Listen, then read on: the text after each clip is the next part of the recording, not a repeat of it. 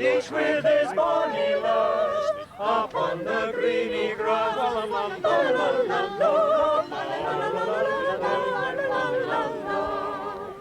The springtide all in fairness doth laugh at winter's sternness.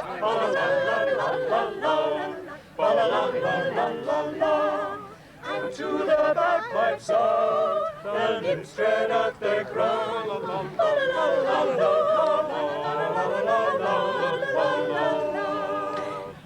I then why sit we musing, youth sweet till us refusing.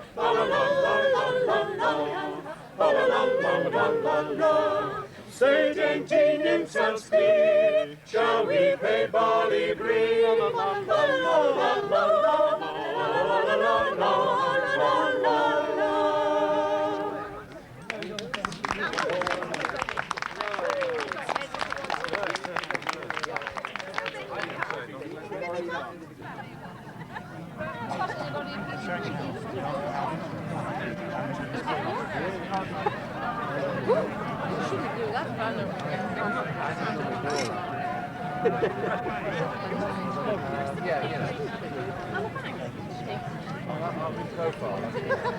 That's your best try.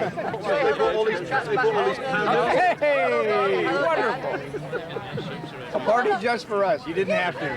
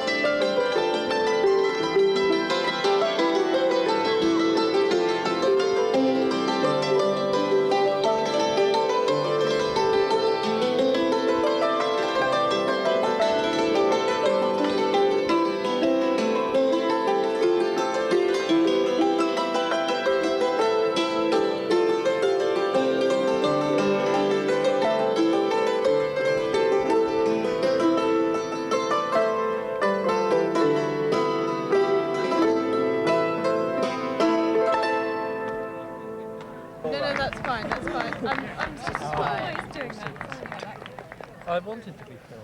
Theo. Ian Pollard. Oh, poor old Ian's had to sell up. It must have broken his heart. Has he had to sell one of the Porsches? That's what I want to know. All of them. All of them. All the Porsches except one.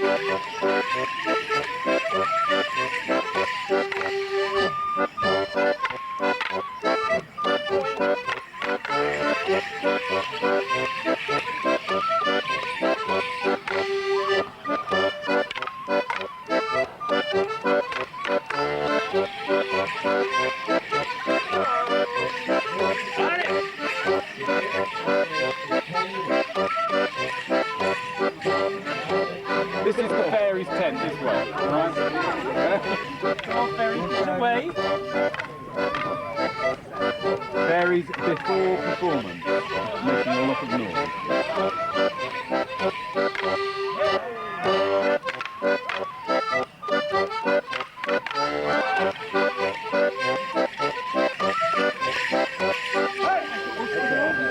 Say that to that camera. She's not used to seeing men queue. For the new one.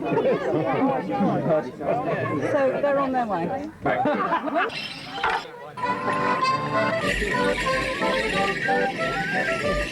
Here we go.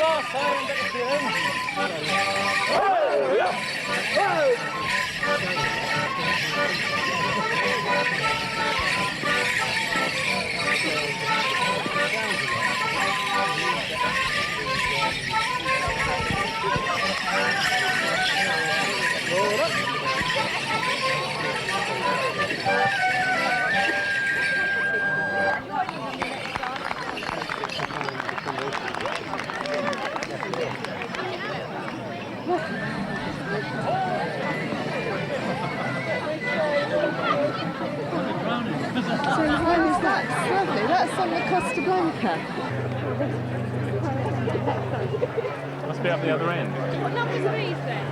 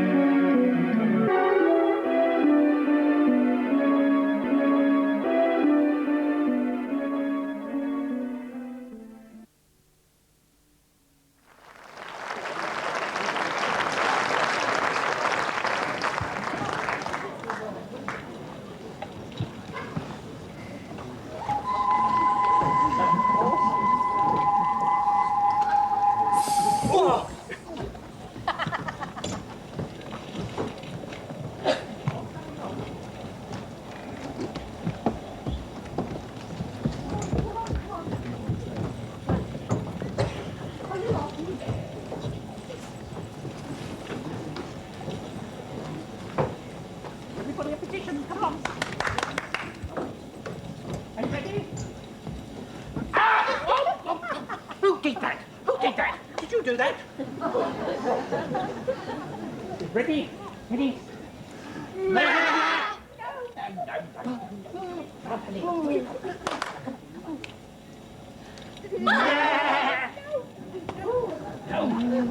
They're coming! They're coming! They're coming!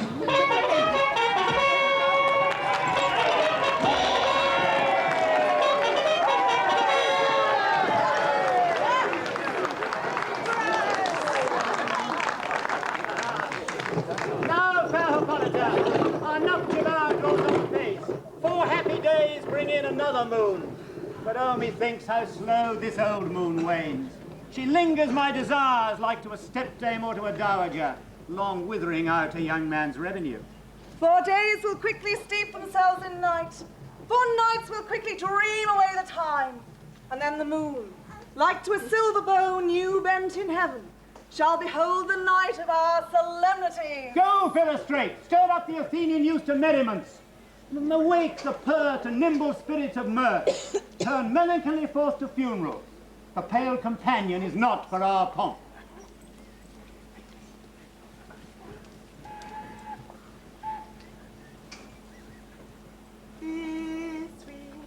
This sweet and merry, merry month of May. And merry, merry, merry month of May. Sweet and merry, merry month of May.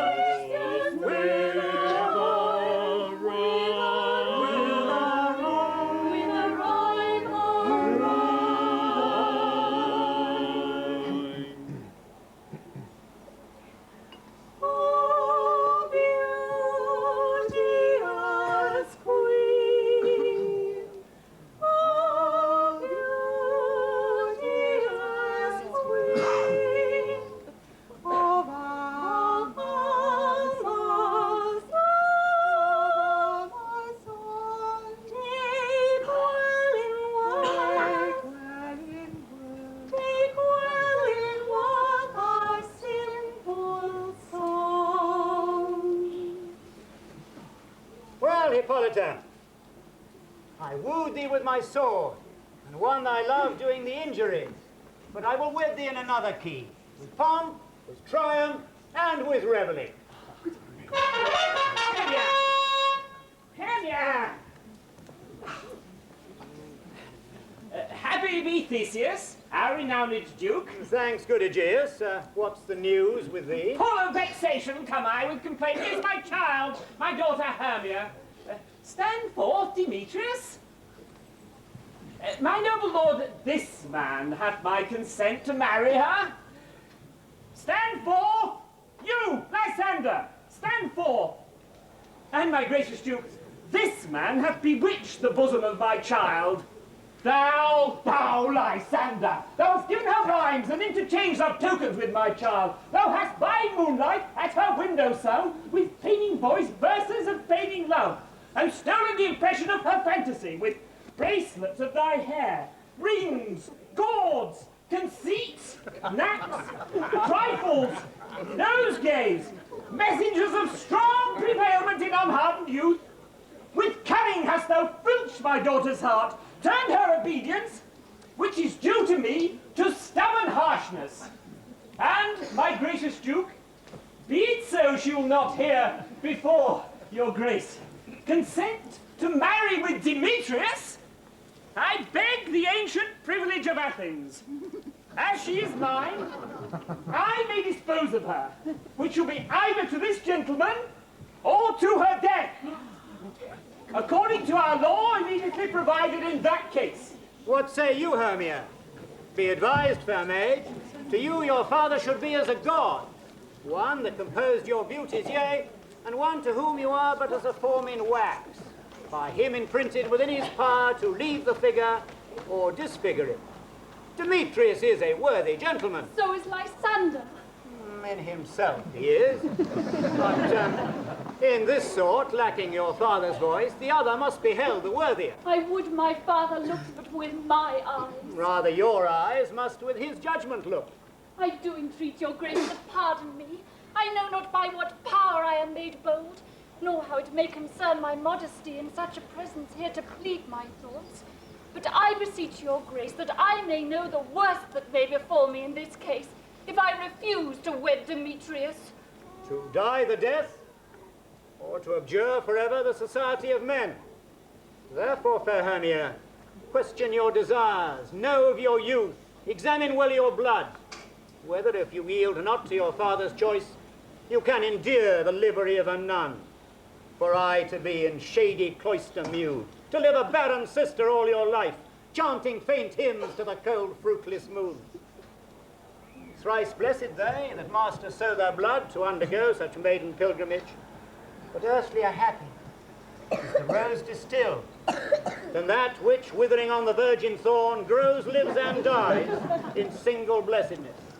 So will I grow, so live, so die, my lord, ere I will yield my virgin patent up unto his lordship, whose unwished yoke my soul consents not to give sovereignty. Take time to pause, and by the next new moon, the sealing day betwixt my love and me for everlasting bond of friendship, upon that day, either prepare to die for disobedience to your father's will, or else to wed Demetrius as he would, or on Diana's altar to protest for aye austerity and single life. Relent, sweet Hermia. Lysander, yield thy crazy title to my certain right. You have her father's love, Demetrius. Let me have Hermia's. Do you marry him? Scornful Lysander, true he hath my love, and what is mine, my love shall render him, and she is mine. And all my right of her I do estate unto Demetrius. I am, my lord, as well derived as he, as well possessed. My love is more than his.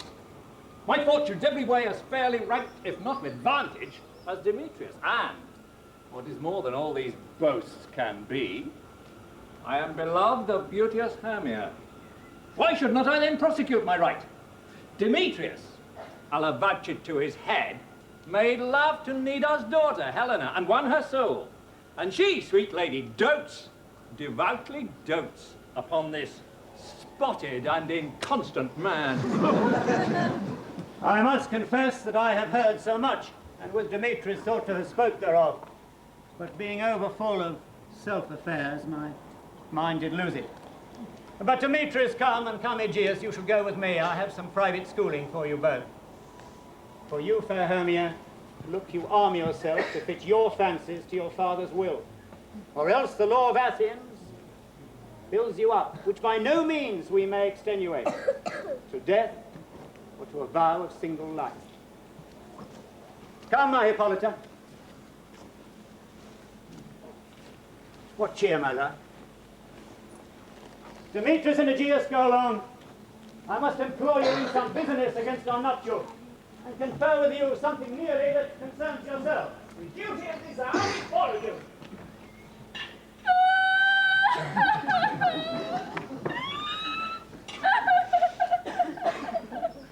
How now, my love? Why is your cheek so pale? How chance the roses there do fade so fast? Belike for want of rain, which I could well bedeem them from the tempest of my eyes. Ay me. For aught that I could ever read, could ever hear by tale or history, the course of true love never did run smooth, but either it was different in blood, Oh, cross, too high to be enthralled to love. or else misgrafted in respect of years, Oh, spite, too old to be engaged to young. or else it stood upon the choice of friends, Oh, hell, to choose love by another's eyes. or if there was sympathy in choice, war, death, or sickness did lay siege to it, making it momentary as a sound, swift as a dream, short as any shadow, brief as the lightning in the collid night, that in a spleen enfolds both heaven and earth, and ere a man hath power to say, behold, the jaws of darkness do devour it up. So quick, bright things come to confusion. If then true love have been ever crossed, it stands as an abyss in destiny. Then let us teach our trial patience, because it is a customary cross, and due to love as thoughts and dreams and sighs, wishes and tears, for fancies follow us. A good persuasion. Therefore hear me, Hermia. I have a widow aunt, a dowager of great revenue, and she hath no child. From Athens is her house remote too, 7 leagues, and she regards me as her only son. There, gentle Hermia, may I marry thee, and to that place the sharp Athenian law cannot pursue us, if thou lovest me, therefore. Steal forth thy father's house tomorrow night, and in the wood, a league without the town, where I did meet thee once with Helena to do observance to a morn of May, there will I stay for thee. My good Lysander, I swear to thee, by Cupid's strongest bow, by his best arrow with the golden head, by the simplicity of Venus' doves, by that which knitteth souls and prospers loves, and by the fire which burned the Carthage queen when the false Trojan under sail was seen, by all the vows that ever men have broke, in number more than ever women spoke, in that same place thou hast appointed me, tomorrow truly will I meet with thee. Keep promise, love. Look, here comes Helena.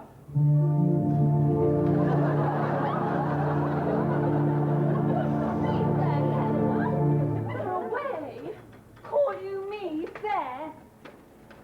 That's fair again, unsay. Demetrius loves your fair. Oh, happy fair. Your eyes are lodestars, and your tongue sweet air, more tunable than lark to shepherd's ear when wheat is green and hawthorn buds appear.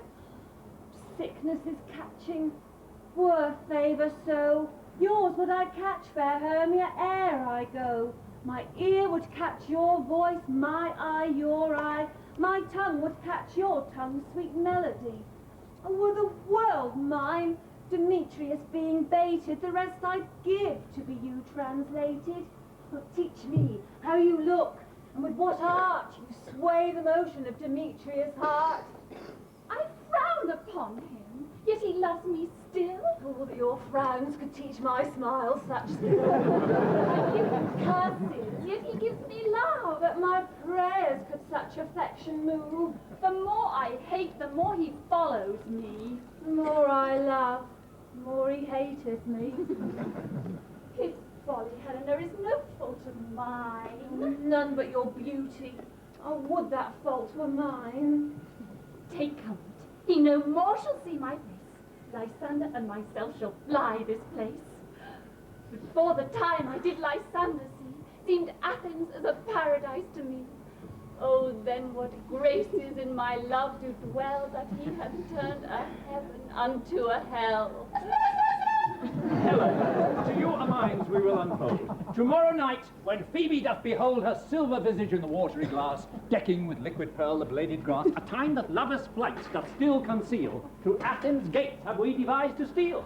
And in that wood, where often you and I upon faint primrose beds were wont to lie, emptying our bosoms of their counsel sweet, there my Lysander and myself shall meet, and thence from Athens turn away our eyes, to seek new friends and stranger companies. Farewell, sweet playfellow, pray thou for us, and good luck grant thee thy Demetrius.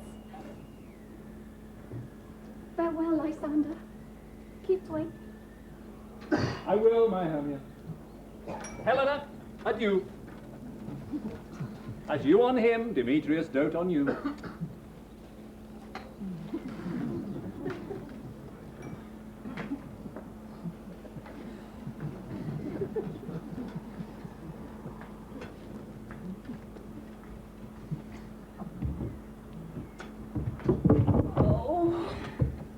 How happy some or other some can be. Through Athens, I'm thought as fair as she. But what of that? Demetrius thinks not so. He will not know what all but he do know. And as he errs, doting on Hermia's eyes, so I, admiring of his qualities, well, things base and vile, holding no quantity, love can transpose to form and dignity. For love looks not with the eyes, but with the mind, and therefore is winged Cupid painted blind. And nor hath love's mind of any judgment taste, wings and no eyes, figure unheedy haste. For ere Demetrius looked on Hermia's eyes, oh, he hailed down oaths that he was only mine. And when this hail some heat from Hermia felt, so he dissolved, and showers of oaths did melt. I will go tell him.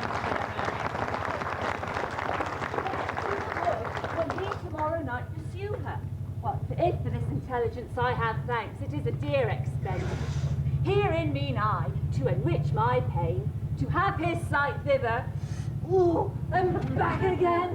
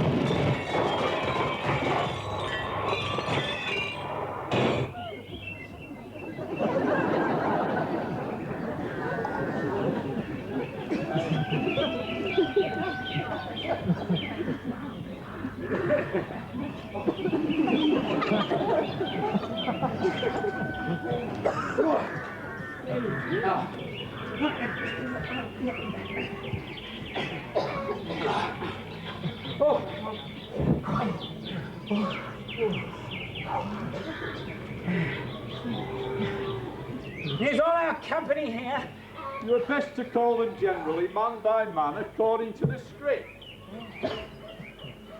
Here is the scroll of every man's name that is thought fit in all Athens to play in our interlude before the Duke and the Duchess on his wedding day at night. First, good Peter Quince, say what the play treats on, then read the names of the actors and so grow to a point. Mary, our play is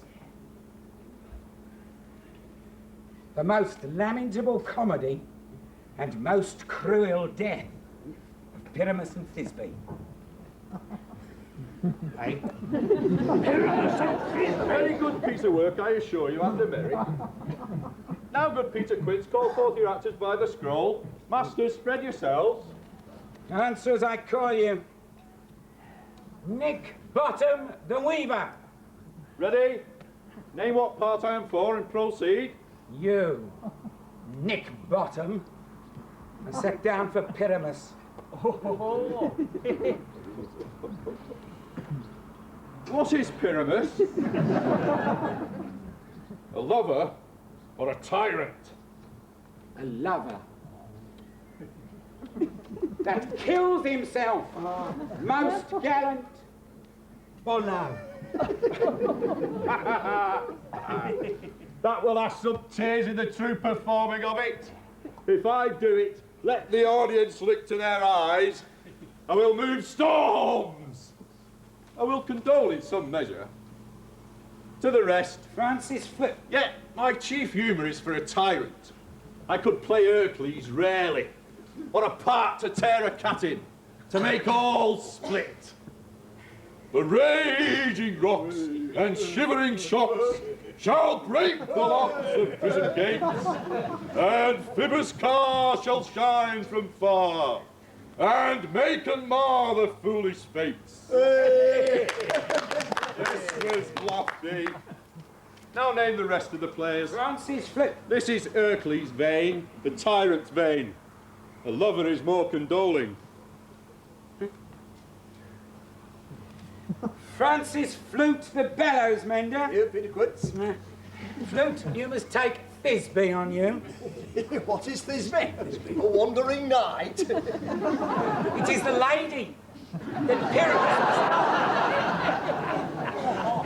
The lady. Faith, let me not play the woman. I have a beard. Come in. That's all one. You shall play it in a mask, and you may speak as small as you will. And I may hide my face. Let me play Thisbe too. I'll speak in a monstrous little voice. Thisbe! Thisbe! Ah, Pyramus! My lover dear! My Thisbe dear! And lady dear! No.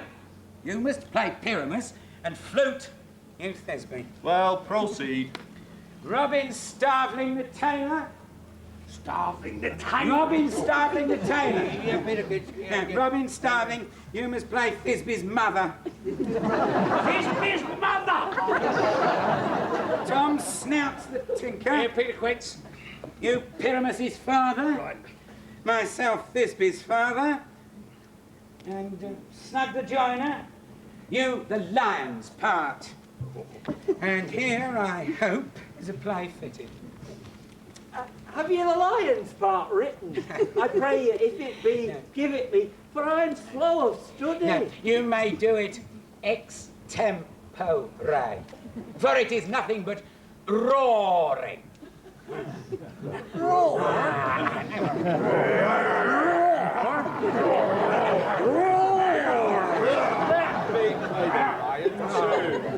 I will roar you so it will do any man's heart good to hear me.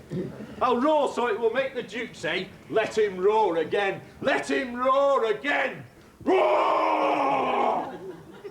And you should do it too terribly. You would fright the Duchess and the ladies that they would shriek. And that would be enough to hang us all. Aye, that would hang us every mother's son.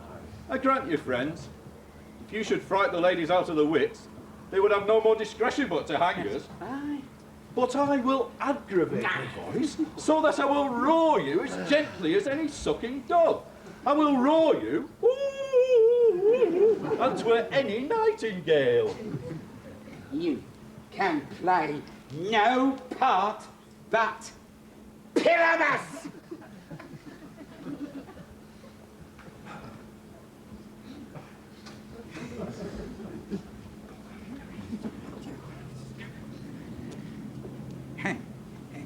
For Pyramus is a sweet-faced man. A proper man. as one shall see on a summer's day. A most lovely, gentlemanlike man. Therefore, you must needs play Pyramus. Well, I will undertake it.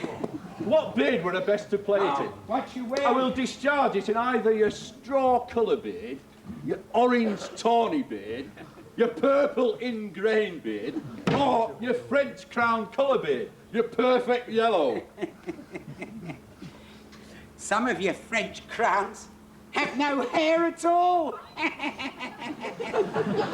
And then you shall play barefaced.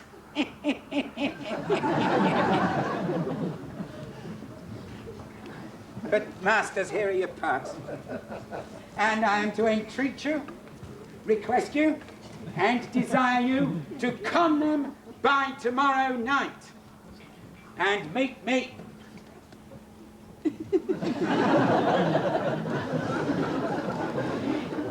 And meet me in the palace wood a mile without the town.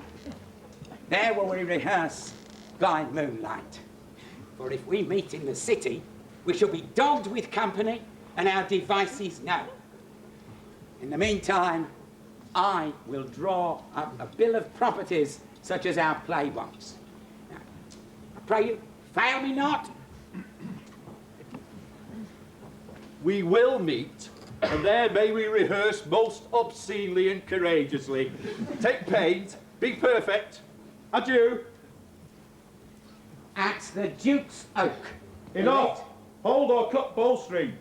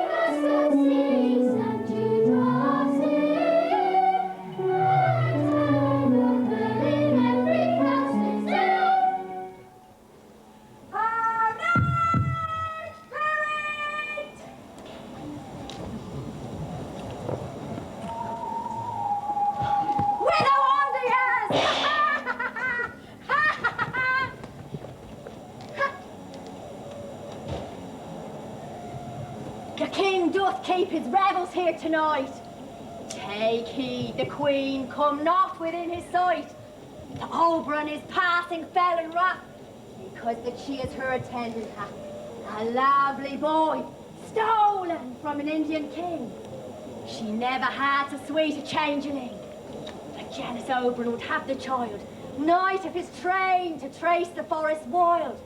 But she, perforce, withholds the lovely boy, crowns him with flowers, and makes him all her joy.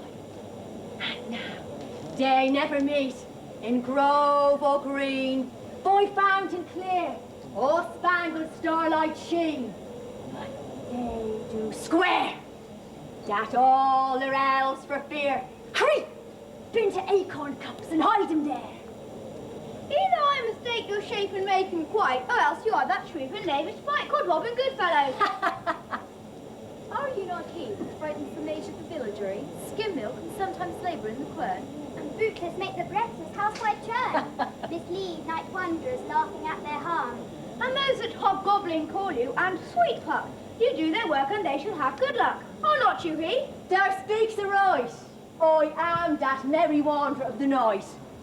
I jest to Oberon and make him smile, when I a fat and big bay horse begun, nay, in likeness of a filly foal. Sometime lurk I in the gossip's bowl, in very likeness of a roasted crab.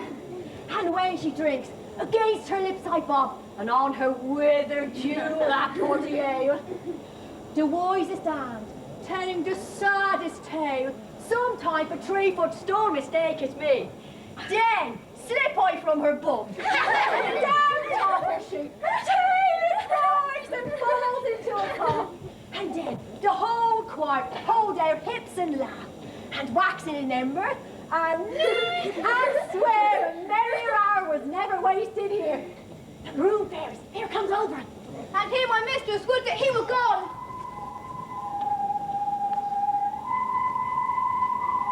Ill met by moonlight, proud Titania. What?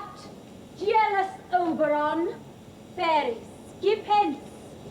I have forsworn his bed and company. Tarry, rash wanton, am not I thy lord?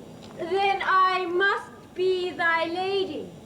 But I know when thou hast stolen away from fairyland, and in the shape of Corin sat all day, playing on pipes of corn, and bursting love to amorous Philidor.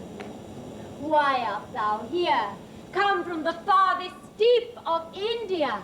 But that forsooth the bouncing Amazon, your buskined mistress, and your warrior love, to Theseus must be wedded, and you come to give their bed joy and prosperity. How canst thou thus for shame, Titania, glance at my credit with Hippolyta? Knowing I know thy love to Theseus, didst thou not lead him through the glimmering night from Periguna, whom he ravished, and make him with fair eagles break his faith with Ariadne and Antiope? These are the forgeries of jealousy, and never, since the middle summer spring, met we on hill, in vale, forest or mead, by paved fountain or by rushy brook, or in the beached margins of the sea, to dance our ringlets to the whistling wind. But with thy brawls thou hast disturbed our sport. Therefore the winds, piping to us in vain, as in revenge have sucked up from the sea contagious fogs, which falling in the land, have every pelting river made so proud that they have overborne their continents. The ox hath therefore stretched his yoke in vain, the ploughman lost his sweat, and the green corn hath rotted ere his youth attained a beard. The fold stands empty in the drowned field, and crows are fatted with the Marian flock. The 9 men's morris is filled up with mud, and the quaint mazes in the wanton green, for lack of tread, are undistinguishable. The human mortals want their winter cheer. No night is now with him or carol blessed. Therefore the moon, the governess of floods, pale in her anger, washes all the air, that rheumatic diseases do abound. And thorough this distemperature, we see the seasons alter. Hoary-headed frosts fall in the fresh lap of the crimson rose, and on old Highams, thin and icy crown, an odorous chaplet of sweet summer buds is as in mockery set. The spring, the summer, the childing autumn, angry winter, change their wonted liveries, and the mazed world, by their increase, now knows not which is which. And this same progeny of evils comes from our debate, from our dissension. We are their parents and original. Do you amend it then? It lies in you. Why should Titania cross her overall? I do but beg a little changeling boy to be my henchman. Set your heart at rest. The fairy land buys not the child of me. His mother was a votress of my order, and in the spiced Indian air by night, full often has she gossiped by my side, and sat with me on Neptune's yellow sands, marking the embarked traders on the flood, when we have laughed to see the sails conceive and grow big-bellied with the wanton wind, which she, with pretty and with swimming gait following, her womb then rich with my young squire, would imitate and sail upon the land to fetch me trifles, and return again as from a voyage, rich with merchandise. But she, being mortal, of that boy did die, and for her sake do I rear up her boy, and for her sake I will not part with him. How long within this wood intend you stay? Perchance till after Theseus' wedding day. If you will patiently dance in our round, and see our moonlight revels, go with us. If not, shun me, and I will spare your haunts. Give me that boy, and I will go For with thy fairy kingdom! Fairies, away! We shall chide downright if I longer stay. Well, go thy way. Thou shalt not from this grove till I torment thee for this injury. My gentle pup, come hither. Thou rememberest, since once I sat upon a promontory, and heard a mermaid on a dolphin's back, uttering such dulcet and harmonious breath, that the rude sea grew civil at her song, and certain stars shot madly from their spheres to hear the sea maid's music. I remember. That very time I saw, but thou couldst not, flying between the cold moon and the earth, Cupid, all up. A certain aim he took at a fair vestal throned by the west, and loosed his love shaft smartly from his bow, as it should pierce 100,000 hearts. But I might see young Cupid's fiery shaft quenched in the chaste beams of the watery moon, and the imperial votress passed on in maiden meditation, fancy-free. Yet marked I where the bolt of Cupid fell. It fell upon a little western flower, before milk white, now purple with love's womb, and maidens call it love in idleness. Fetch me that flower, the herb I showed thee once. The juice of it, on sleeping eyelids laid, will make or man or woman madly dote upon the next live creature that it sees. Fetch me this flower, and be thou here again ere the Leviathan can swim a league. I'll put a girl around about the earth in 40 minutes! Having once this juice, I'll watch Titania when she is asleep, and drop the liquor of it in her eyes. The next thing then she waking looks upon, be it on lion, bear, or wolf, or bull, on meddling monkey, or on busy ape, she shall pursue it with the soul of love. And ere I take this charm from off her sight, as I can take it with another herb, I'll make her render up her page to me. Who comes here? I am invisible. And I will overhear their conference. I love thee not, therefore pursue me not. Oh, where is Lysander, the fair Hermia? The one outslain, the other slayeth me.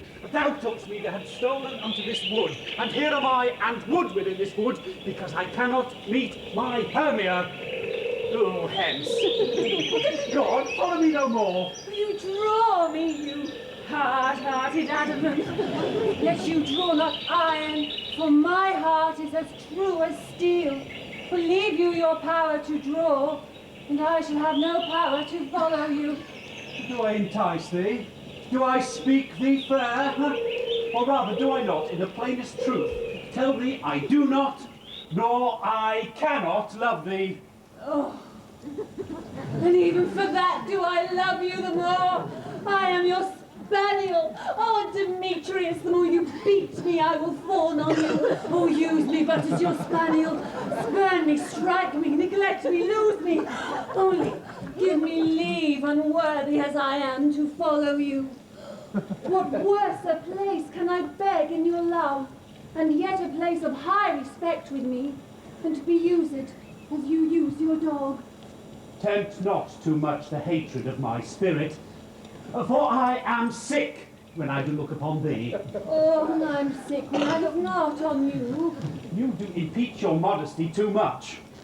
To leave the city, commit yourself into the hands of one who loves you not, to trust the providence of night and the ill counsel of a desert place, with the rich worth of your virginity.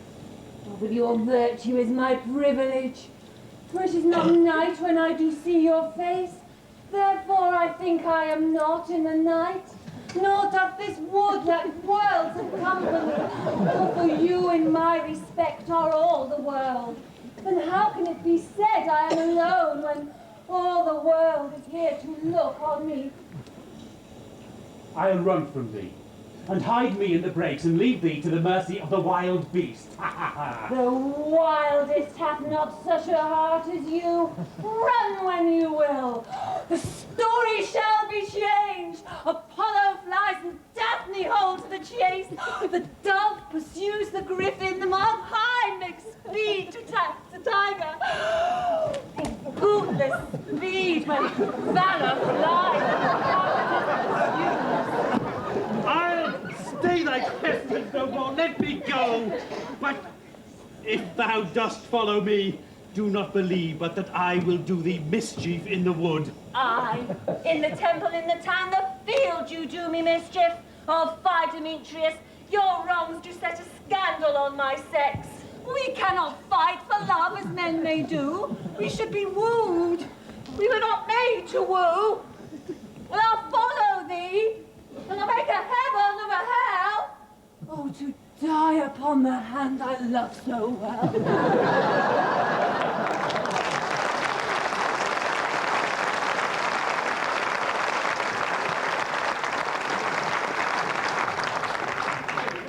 Fare thee well, nymph. Ere he do leave this grove, thou shalt fly him, and he shall seek thy love. Hast thou the flower there, welcome wanderer? Aye, there's it.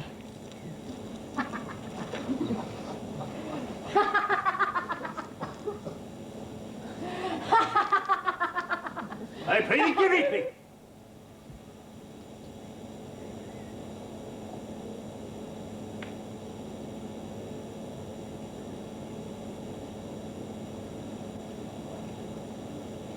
I know a bank where the wild thyme grows, where oxlips and the nodding violet grows, quite over-canopied with luscious woodbine, with sweet musk roses and with eglantine. There sleeps Titania sometime of the night, lulled in these flowers with dances and delight. And there the snake throws her enamelled skin weed wide enough to wrap a fairy in, and with the juice of this I'll streak her eyes and make her full of hateful fantasies. Take thou, summon, and seek through this grove.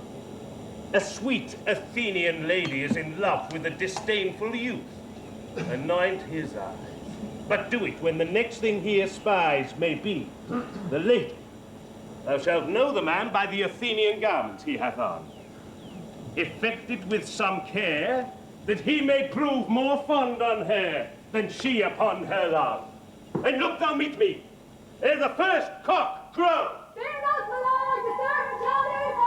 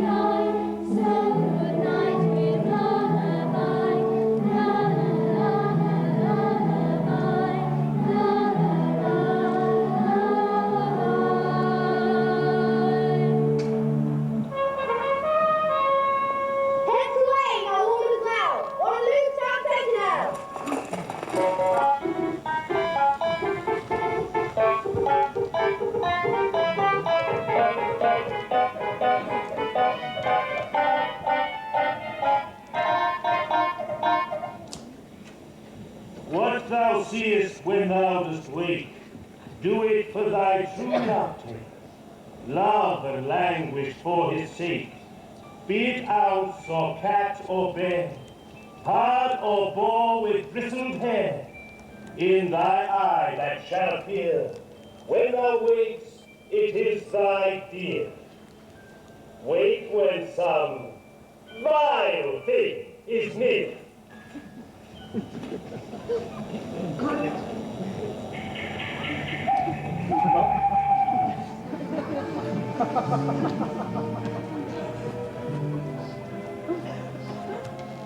Fair love, you faint with wandering in the wood.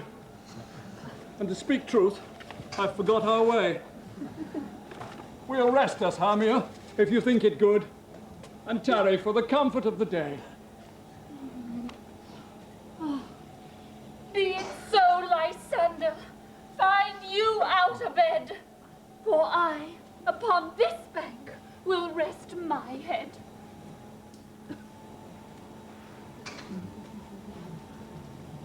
One turf shall serve as pillow for us both. One heart, one bed, two bosoms, and one troth. Nay! Good Lysander! For my sake, my dear, lie further off yet. Do not lie so near. Oh, take the sense, sweet of my innocence. Love takes the meaning in love conference. I mean that my heart unto yours is knit, so that but one heart we can make of it. Two bosoms interchained with an oath. So then, two bosoms and a single troth. Then by your side, no bedroom me deny, for lying so, Hermia, I do not lie. Lysander riddles very prettily. Now much beshrew my manners and my pride, if Hermia meant to say Lysander lied. But, gentle friend, for love and courtesy lie further on. In human modesty, such separation, as may well be said, becomes a virtuous bachelor and a maid. So far be distant. And good night, sweet friend. Thy love ne'er alter till thy sweet life end. Amen. Amen. To that fair prayer say I. And then end life when I end loyalty.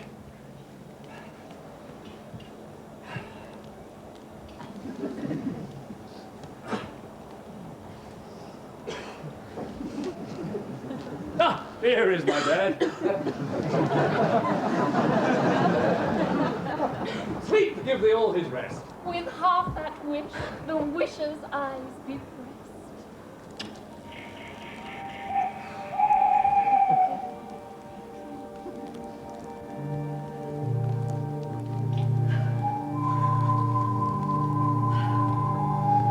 Through the forest have I gone, but Athenian found I none, on whose eyes I might approve this flower's force in stirring love. Night and silence. Who is here? Weeds of Athens he doth wear. This is he, my master said, despiseth the Athenian maid. And here the maiden, sleeping sound on the dank and dirty ground. Pretty soul. She durst not lie near this lack love, this kill courtesy. Churl upon thy eyes I throw, all the power this charm doth own. When thou wakes, let love forbid, sleep his seat on thy eyelid. So, awake, when I am gone, I must now to Oberon.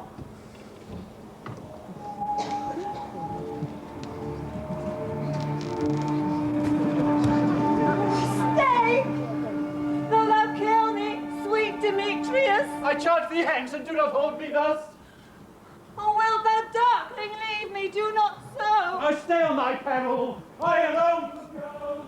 Oh, I am out of breath with this fond chase. The more my prayer, the lesser is my grace. Happy is Hermia, whereso she lies, for she hath blessed and attractive eyes. How came her eyes so bright? Not with salt tears.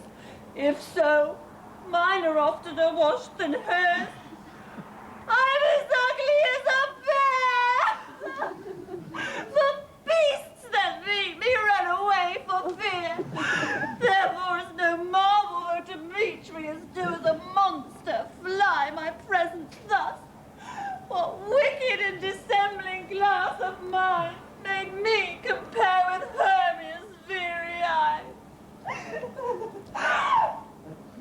Who lies here upon the ground? Or Lysander dead or asleep? I see no blood, no wound. Or Lysander, if you live, good sir, awake.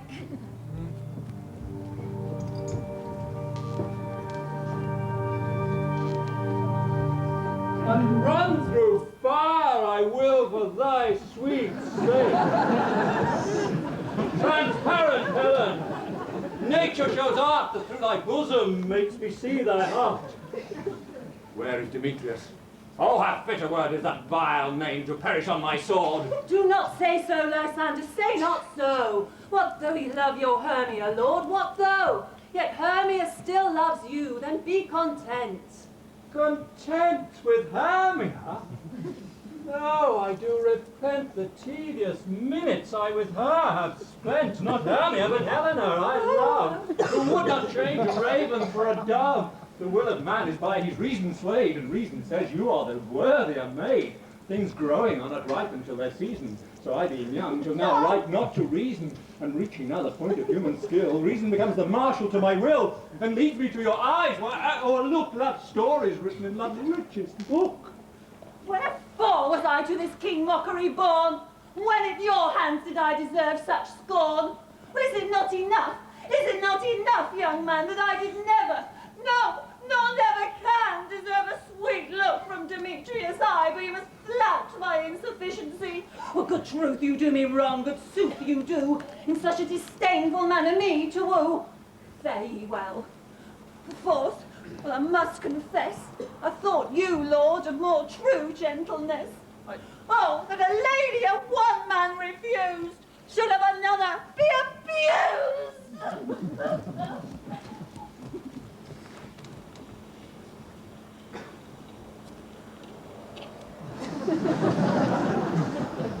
She sees not Hermia.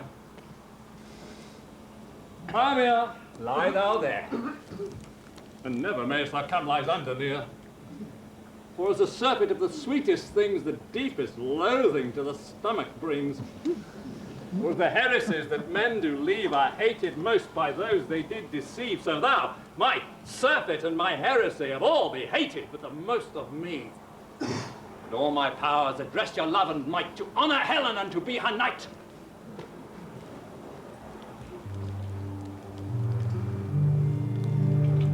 Help me, Lysander! Help me! Do thy best to pluck this crawling serpent from my breast! Ah! Take me for pity! What a dream was here! Lysander, look how I do quake with fear! Methought a serpent ate my heart away, and you sat smiling at his cruel prey. Lysander? What removed?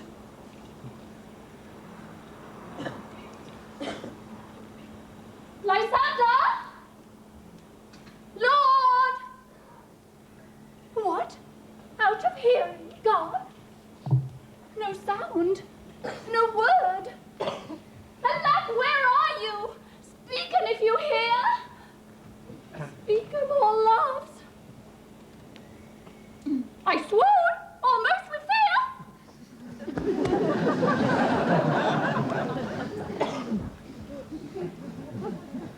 No, then I will perceive you are not nigh. Either death or you I'll find immediately.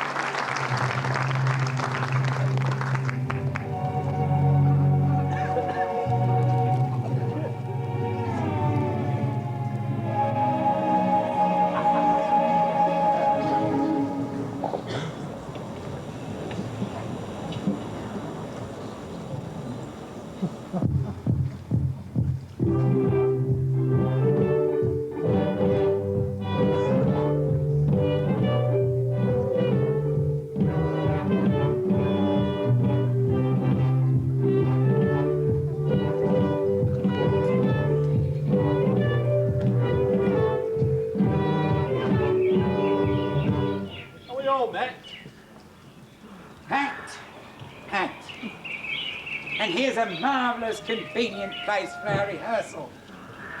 This green plot shall be our stage. This hawthorn brake, our tidy house. And we will do it in action, as we will do it before the Duke.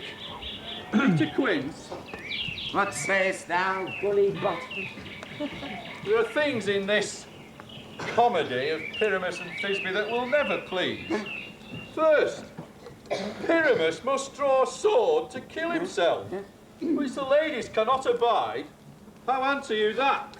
By like in a parlour's fear. I believe we must leave the kidding out when all is done. Not a whit. I have a device to make all well. Write me a prologue, and let the prologue seem to say that we will do no harm with our swords, and that Pyramus is not killed indeed. And for the more better assurance, tell them that I, Pyramus, am not Pyramus, but Bottom the Weaver. This will put them out of fear. Well, we will have such a prologue, and it shall be written in 8 and 6. No, make it 2 more. Let it be written in 8 and 8. Will not the ladies be afeard of the lion? I fear it, I promise you. Bastard! You ought to consider with yourselves. To bring in God's shielders, a lion among ladies, is a most dreadful thing. Well, there's not a more fearful wild fowl than your lion living. We ought to look to it. Therefore, another prologue must tell he's not a lion. Nay, he must name his name, and half his face must be seen through the lion's neck, and he himself must speak through, saying thus, or to the same defect. Ladies, or fair ladies, I would wish you, or I would request you, or I would entreat you, not to fear, not to tremble, my life for yours. If you think I come hither as a lion, to have pity on my life. No, I am no such thing. I am a man, as other men are. And there indeed, let him name his name and tell them plainly he is Snug the Joiner. It shall be so. But there is 2 hard things. That is, to bring the moonlight into a chamber. For, you know, Pyramus and Thisbe meet by moonlight. Doth the moon shine the night we're to play our play? A calendar, a calendar. Luke and the almanac. Find out moonshine. Find out moonshine. It doth shine that night. Why then, may we leave a casement at the great chamber window where we play open, and may the moon shine in at the casement. Yeah. Or else, one must come in with a bush of thorns and a lantern and say he comes to disfigure or to present moonshine. Right. Then there is another thing. We must have a wall in the great chamber. For Pyramus and Thisbe, says the story, did talk through the chink of a wall. You can never bring in a wall. What say you, Bottom? Some man or other must present wall. And he must have some plaster, or some loam, or some rough cast about him to signify wall. And he must hold his fingers thus. And through that cranny shall Pyramus and Thisbe whisper. If that may be, then all is well. Come, every mother's son, rehearse your parts. And Pyramus, you begin. Now, when you have spoken your speech, retire into that break. And so, everyone according to his part.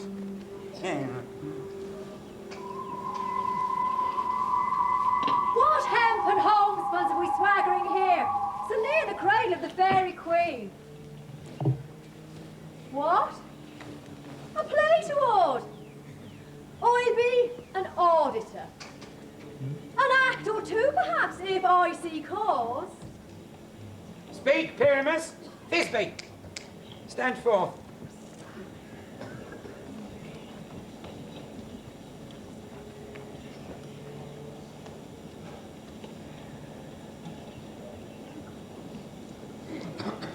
Thisbe!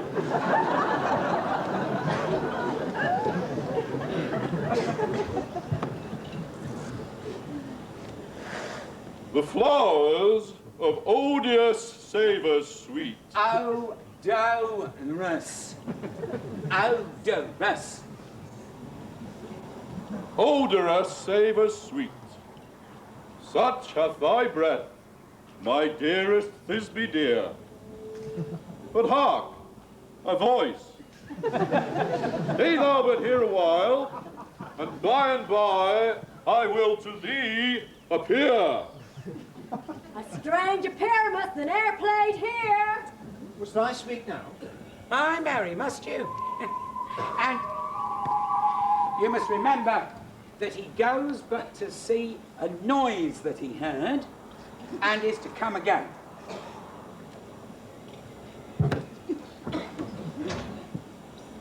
Most raging... No.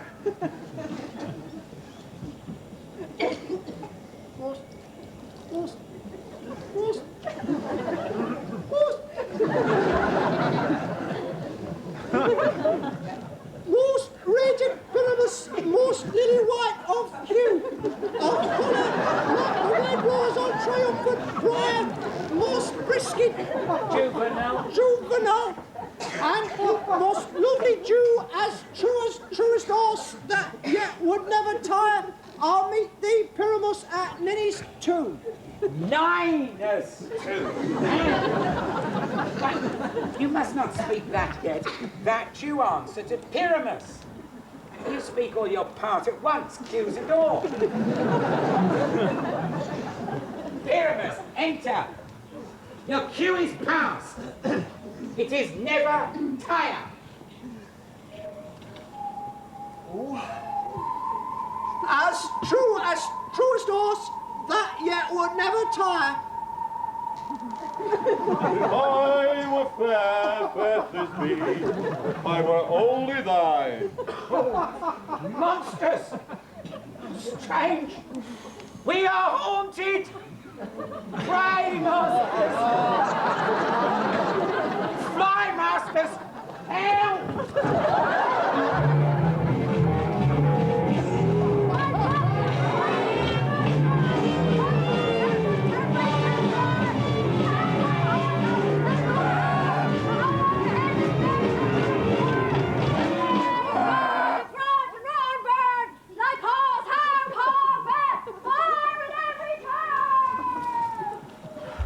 Why do they run away? This is a knavery of them to make me afeard. What do I see on thee? Not said of your own, do you? Bless thee, bottom! Bless thee! Thou art translated!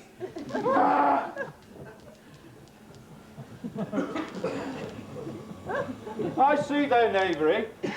This is to make an ass of me, to frighten me if they could.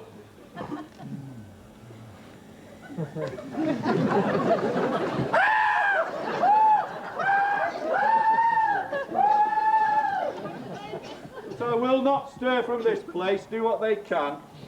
I will stay here, and I will walk up and down, and I will sing, so they'll hear I'm not afraid. The owls will cock, so black of hue, with orange tawny bill.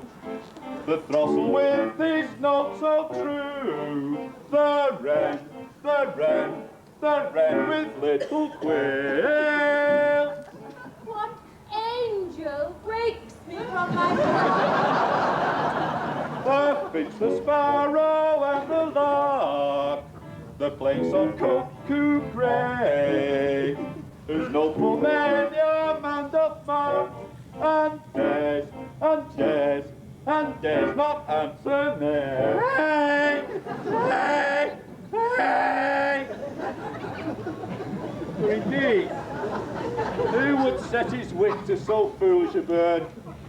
Who would give the bird a lie, though he cried cuckoo never so? I pray thee, gentle mortal, sing again. Mine ear is much enamoured of thy note, so is mine eye enthralled to thy shape, and thy fair virtue's force, perforce doth move me on the first view, to say, to swear, I love thee. Methinks, mistress, you should have little reason for that. And yet, to say the truth, reason and love keep little company together nowadays.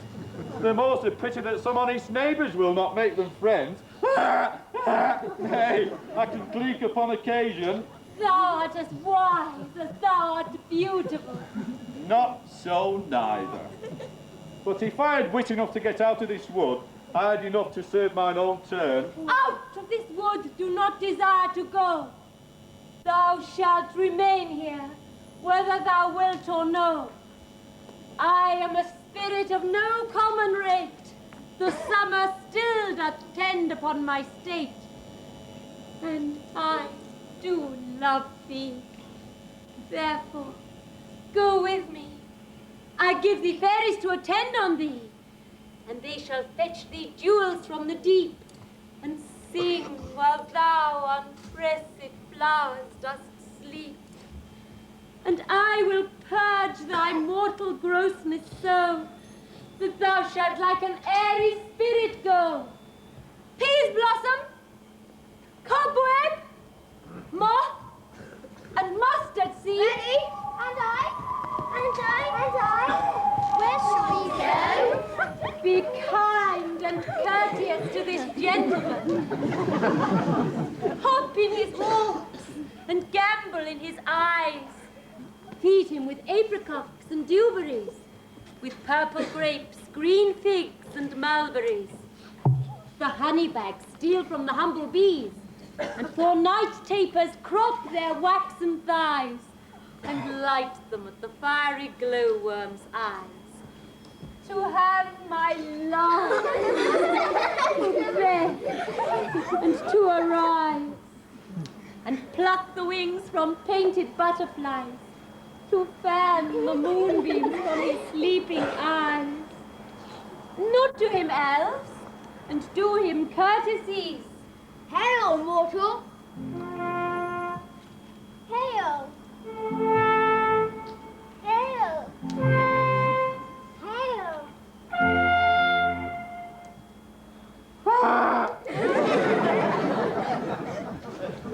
I cry your worship's mercy heartily. Let me seek your worship's name. Cobweb? I shall desire you of more acquaintance, good Master Cobweb. If I cut my finger, I shall make bold with you. Your name, honest gentleman? Peas blossom.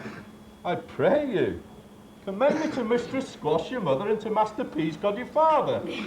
Good Master Peasblossom, I shall desire you of more acquaintance too. Your name, sir, I beseech you? Mustard seed. Good Master Mustard Seed. I know your patience well. That same cowardly giant like ox beef have devoured many a gentleman of your house. I promise you, your kindred had made mine eyes water ere now. I desire your more acquaintance, good Master Mustard Seed. Come, wait upon him, lead him to my bar.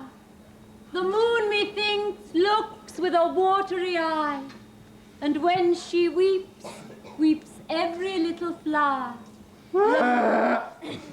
lamenting some enforced chastity. Tie up my love's tongue. Bring him silently.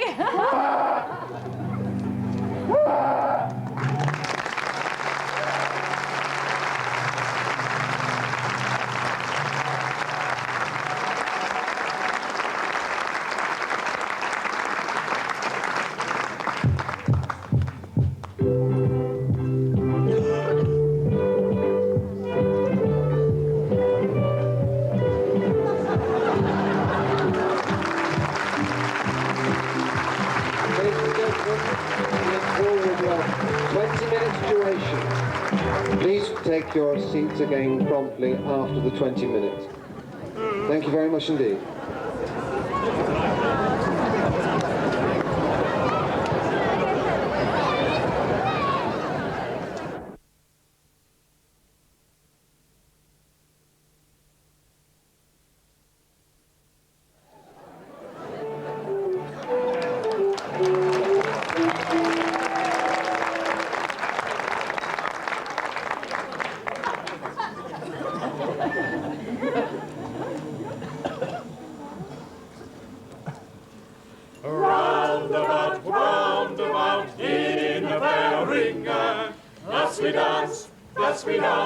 And thus we sing. Trip and trip and trip and trip and to and fro and to and fro and fro and fro and fro over this green. All about, in and out, all about, in and out, all about, in and out over this green. Round about, in a fair ring. Thus we dance. Thus we dance, and thus we sing. Trip and trip and trip and trip and to and fro and fro and fro and fro and fro and fro over this green. All about, in and out, all about, in and out, all about, in and out over this green. Well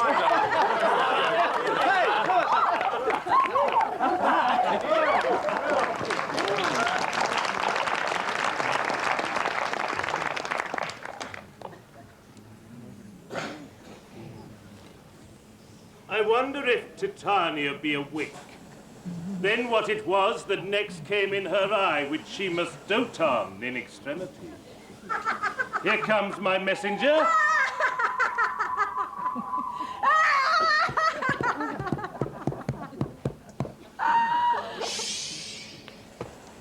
How now, mad spirit?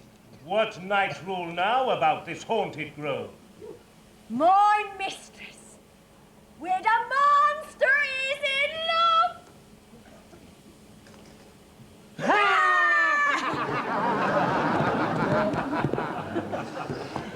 Near to her close and consecrated bower, while she was in her door and sleeping hour, a crew of patches, rude mechanicals that work for bread upon Athenian stalls, were met together to rehearse a play intended for great Theseus' nuptial day. The shallowest take skin of that barren sort who Pyramus presented in their sport, forsook his sea and entered in a break, when I did him at that advantage take. An ass's note I fix it on his head. Anon, his tisby must be answered, and forth my mimic comes.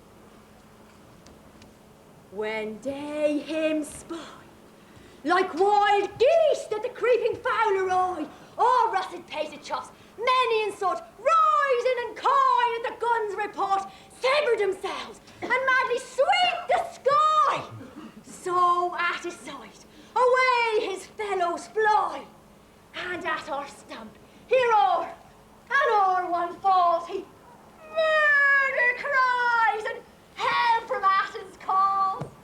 Their sense doth weak, lost with their fears doth strong, made senseless things begin to do them wrong. For briars and thorns at their apparel snatch, some sleeves, some hats, from yield as all things catch. I led them on in this distracted fear, and left sweet Pyramus translated there. When, in that moment, so it came to pass, Titania waked, and straightway loved an ass.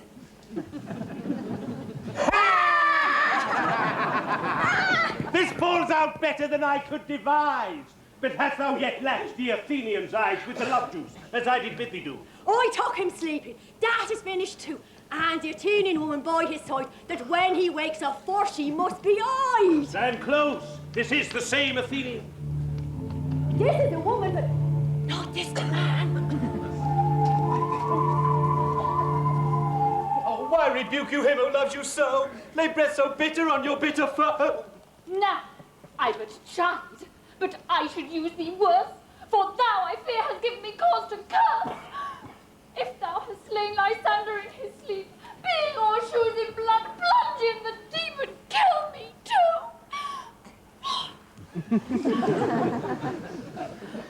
The sun was not so true unto the day as he to me.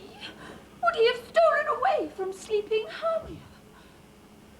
It cannot be, but thou hast murdered him. So should a murderer look, so dead, so grim.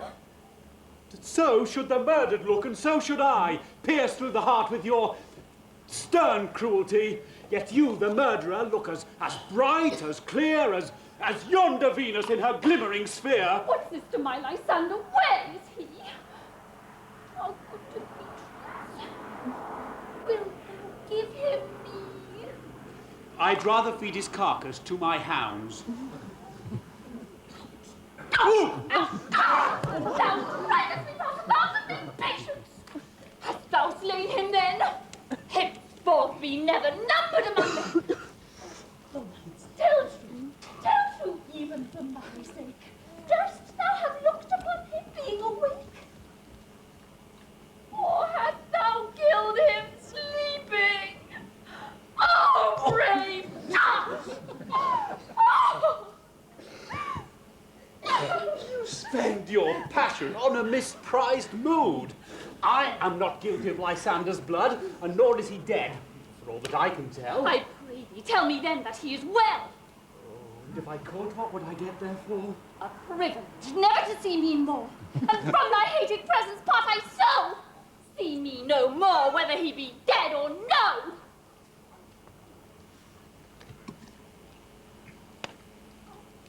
There is no following her in this fierce vein.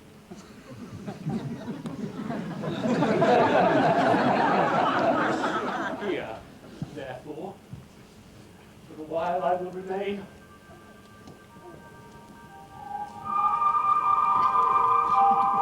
What hast thou done? Thou hast mistaken quite, and laid the love juice on some true love sight. Of thy misprision must perforce ensue some true love turned, and not a false turned true. Stand bait or root as one man holding stroke, a million fair companion all gone off. About the wood go swifter than the wind, and Helena of Athens look thou find, all fancy sick she is and pale of cheer, with sighs of love that cost the fresh blood dear. By some illusion see thou bring her here. I'll charm his eyes, again she do appear. I go! I go! Look how I go!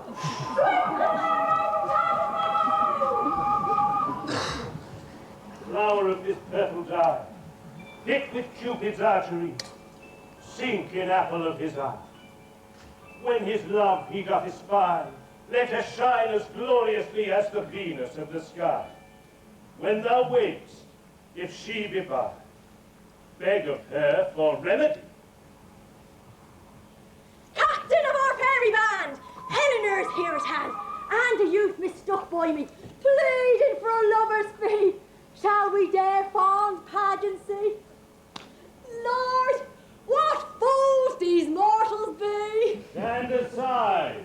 The noise they make will cause Demetrius to awake. Two at once woo one? This must needs be sport alone. And those things do best please me, that befall preposterously.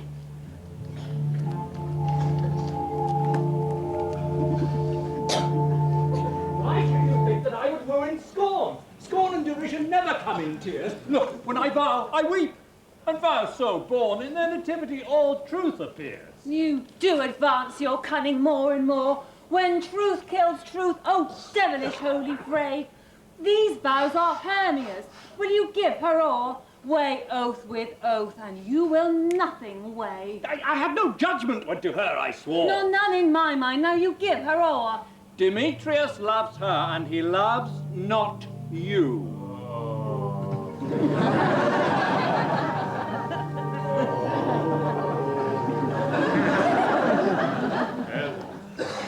Goddess! Nymph! Divine, to what, my love, can I compare thine eyne? Crystal is muddy. Oh, how ripe in show thy lips those kissing cherries tempting grow. That pure congealed white, high Taurus snow, fanned by the eastern wind, turns to a crow when you lift up your hand. Oh, let me kiss this princess of white, this seal of bliss.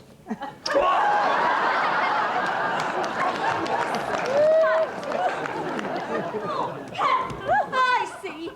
You are all bent to set against me for your merriment. If you were civil and knew courtesy, you would not do me thus much injury, to vow and swear and super praise my parts, when I'm sure you hate me with your heart. You are unkind, Demetrius. Be not so, for you love Hermia. This you know I know. And here, with all goodwill, with all my heart, in Hermia's love I yield you up my part, and yours in Helena to me bequeath, whom I do love and will do to my death. Never did mockers wait for idle breath. Lysander, keep thy Hermia. I will none. If e'er I loved her, all that love is gone. My heart to her as guestwise, but sojourned. And now to Helen, it is home returned. There to remain. Helen, it is not so. Disparage not the faith thou dost not know, lest to thy peril thou will be a dear. Look where thy love comes.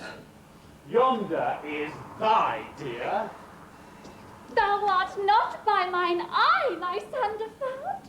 Mine ear, I thank it, brought me to thy sound.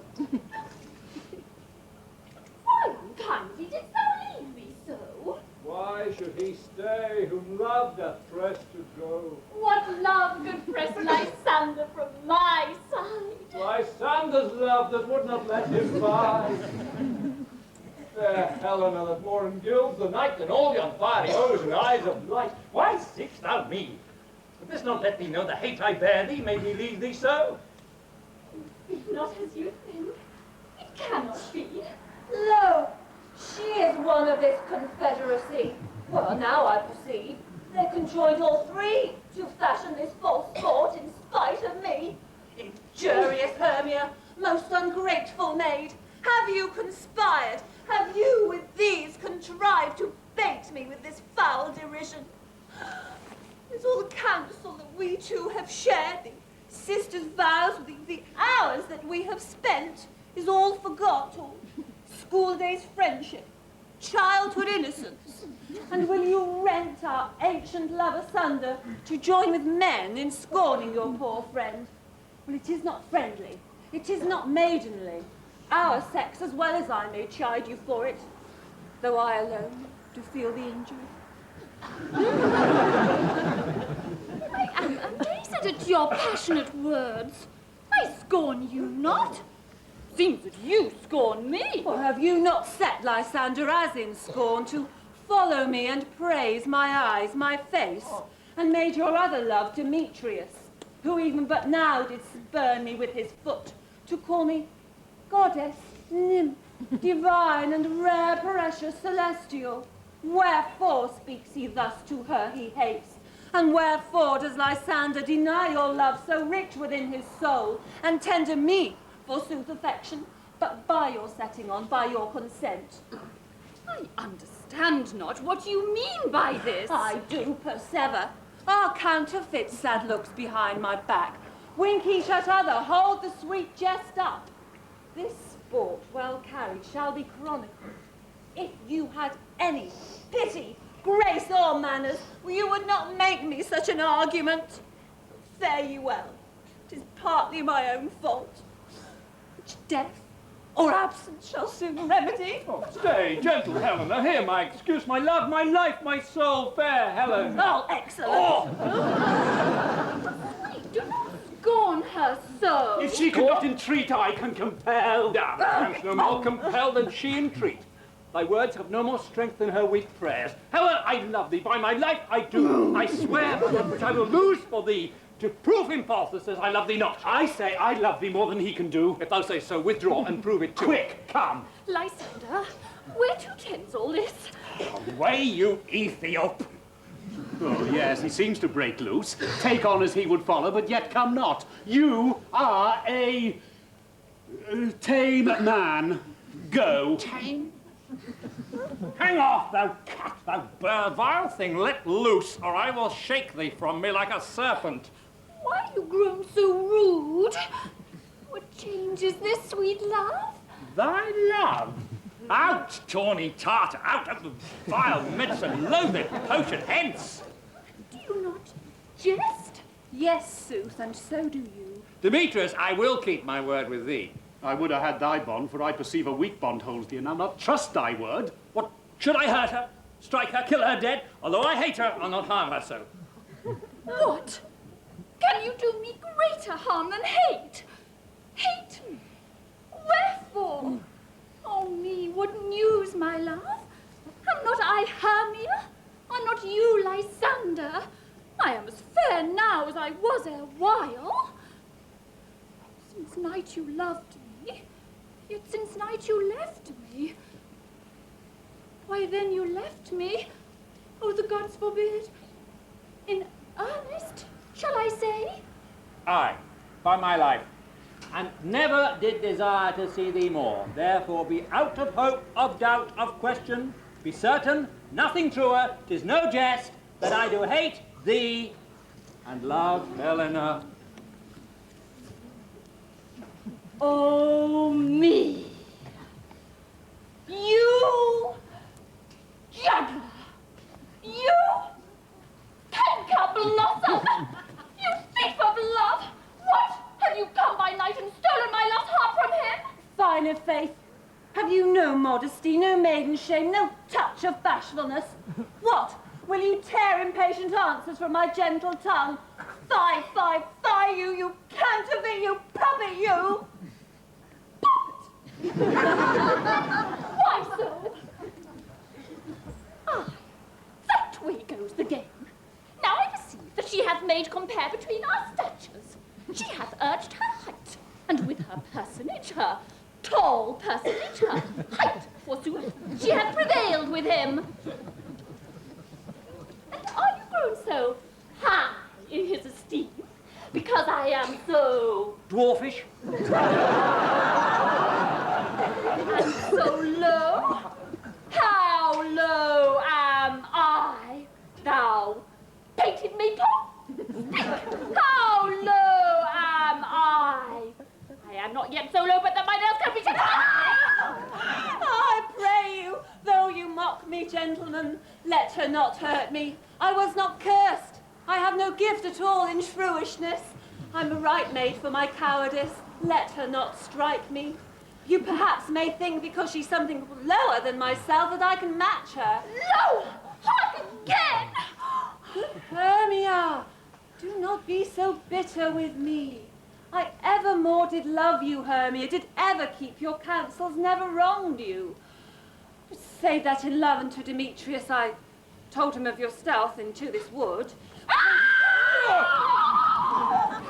He followed you for love, I followed him, but he hath chid me hence and threatened me to strike me, spurn me, nay, to kill me too. So that you were quiet, let me go. To Athens will I bear my folly back and follow you no further. Or let me go, you see how simple and how fond I am. Why, get you gone, who is that hinders you? Foolish heart that I leave here behind. What with Lysander? Oh, with Demetrius. Be not afraid, Helena, she shall not harm thee. Oh, when she is angry, she is keen and shrewd. She was a vixen when she went to school, and though she be but little, she is fierce. Little again? Nothing but Why will you suffer her to flout me thus? Let me come to her! Why, get you gone, you dwarf, you minimus of hindering knot-grass, maid, you bead, you acorn. You are too officious in her behalf to scorn your services. Let her alone. Speak not of Helena, take not her part. For if thou dost, never so little show of love to her, thou shalt abide it. Now she holds me not. Now follow, if thou darest, to try who's right, or thine or mine is most in Helena. Follow? Nay, I'll go with thee, cheek by jowl.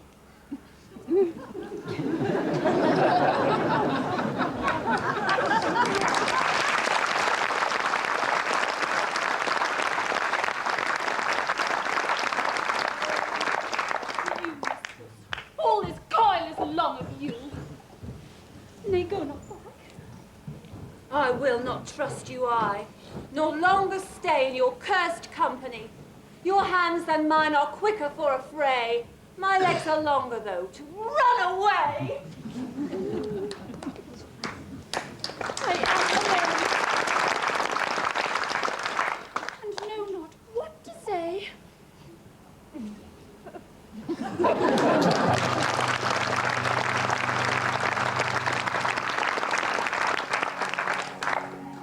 This is thy negligence. Still, thou mistakest, or else committest thy knaveries wilfully. Believe me, King of Shadows, I mistook. Did not you tell me I should know the man by the Athenian garments he had on? And thus, for blameless proves my enterprise that I have knighted an Athenian's eyes. And thus for am I glad it so did sort, as this there jangling I esteem a sport. Thou seest these lovers seek a place to fight. High therefore, Robin, overcast the night. The starry welkin cover thou anon with drooping fog as black as Acheron, and lead these testy rivals so astray as one come not within another's way. Like to Lysander, sometime frame thy tongue, then stir Demetrius up with bitter wrong, and sometime rail thou like Demetrius, and from each other look thou lead them thus, till o'er their brows death counterfeiting sleep with leaden legs and batty wings doth sleep. Then crush this herb into Lysander's eye, whose liquor hath this virtuous property, to take from thence all error with his might, and make his eyeballs roll with wonted sight. When they next wake, all this derision shall seem a dream, and fruitless vision, and back to Athens shall the lovers wend, with league whose date till death shall never end. Whiles I in this affair do thee employ, I'll to my queen, and beg her Indian boy, and then I will her charmed eye release from monsters' view, and all things shall be peace. My fairy lord, this must be done with haste. The night's swift dragons cut the clouds full fast, and yonder shines Aurora's harbinger, at whose approach ghosts wandering here and there, true pointed churches, damned spirits all that in crossways and floods of burial, already to their wormy beds are gone. For fearless day should look their shades upon, they wilfully exile themselves from light, and must for eye consort with black-browed night. But we are spirits of another sort. I with the morning's love have oft made sport, and like a forester the groves may tread, even till the eastern gate, all fiery red, opening on Neptune with fair blessed beams, turns into yellow gold his salt green streams. But notwithstanding, haste, make no delay, we may effect this business yet, ere day. Up and down, I will lead them up and down. I am feeding the town, goblin, lead them up and down. Here comes one. Where art thou, proud Demetrius? Speak thou now. Here and drawn and ready, where art thou? I'll be with thee straight. Follow me then to play the ground. Lysander, speak again. Thou runaway, thou coward, art thou fled? Speak! In some bush? Where dost thou hide thy head? Ho, coward! Art thou bragging to the stars? Tell the bushes all look the walls and wilt not come? Come, recreant! Come, thou child! I'll whip thee with a rod,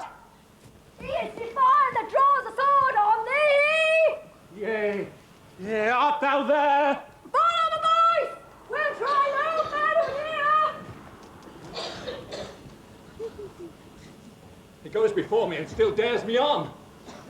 When I come where he calls, then he's gone. The villain is much lighter heeled than I. I followed fast, but he as fast did fly. But fallen am I in dark, uneven ground, and here will rest me. Come, thou gentle day, for if but once thou showest me thy grey light, I'll find Demetrius and revenge this spite. Oh, coward! Why comest thou not? Abide me if thou darest, for well I wot thou runnest before me, shifting every place and dare not stand or look me in the face. Where art thou now? Come hither! I am here! Nay, then thou mockest me, and thou shalt buy this dear if e'er I thy face by daylight see. Now, go thy way. Faintness constraineth me to measure out my length in this cold bed. My morning light look to be visited. Oh, weary night. Oh, long and tedious night. Abate thy hours. Shine comforts from the east, that I may back to Athens by daylight from these that my poor company detest. And sleep sometimes shuts up sorrow's eye, to steal me away from mine own.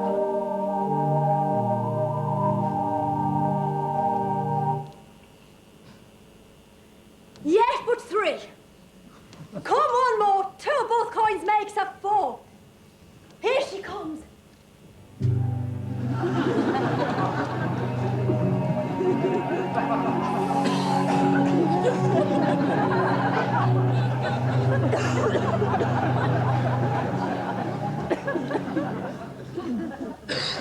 Here she comes. Cursed and sad. Cupid is an Irish lad just to make poor females mad. Never so weary, never so in woe, bedabbled with the dew and torn with briars. I can no further walk, no further go. My legs can keep no pace with my desires. Here will I rest me till the break of day. Heaven's shield lies sunder if they mean a fray.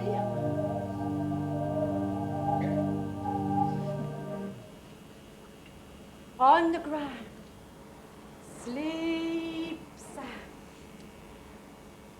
I'll apply to your eye, gentle lover, remedy. When thou wakest, thou takest true delight in the sight of thy former lady's eye. And the country proverb known, that every man shall take his own, in your waking shall be shown.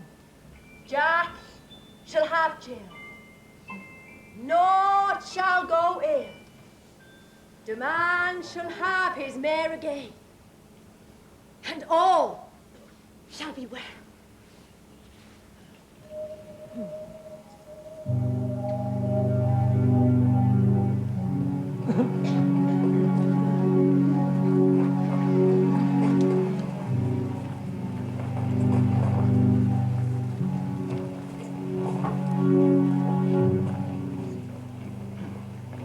Come, sit thee down upon this flowery bed, while I thy amiable cheeks do claw, and stick musk roses in thy sleek, smooth head, and kiss thy fair, large ears, my gentle George.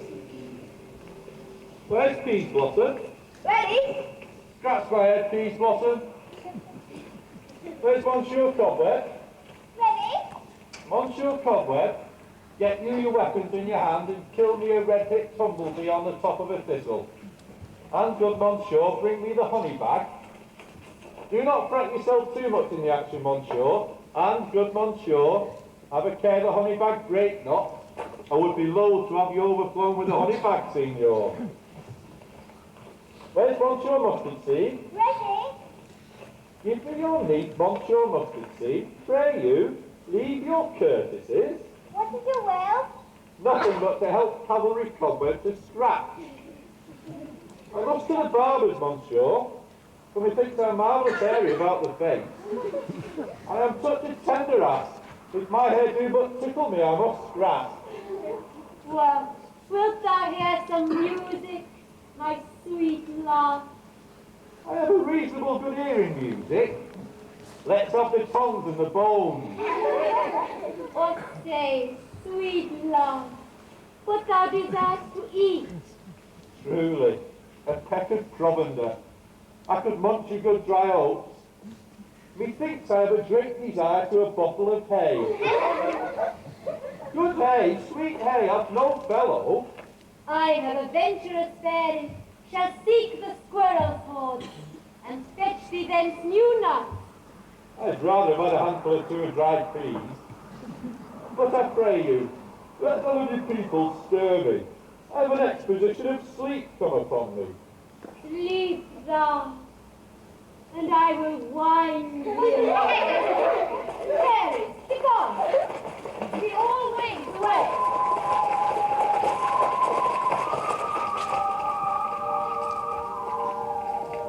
So doth the woodbine, the sweet honeysuckle, gently entwist. The female ivy so enrings the barky fingers of the elf. Oh, how I love thee, how I dote on thee. Welcome, good Robin. Seest thou this sweet sight? Her dotage now I do begin to pity, for meeting her of late behind the wood, seeking sweet favours for this hateful fool, I did upbraid her and fall out with her, and she in mild terms begged my patience. I then did ask of her changeling child, which straight she gave me, and her fairy sent to bear him to my bower in fairyland. And now I have the boy. I will undo this hateful imperfection of her eyes.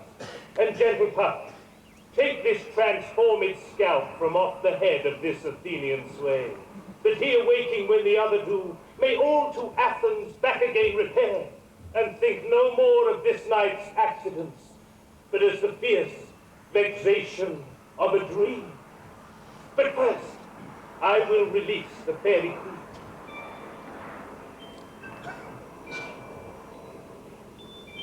Be as thou was wont to be, see as thou was wont to see. Dian's bud, or Cupid's flower, hath such force and blessed power. Now, my Titania, wake you, my sweet queen. My Oberon,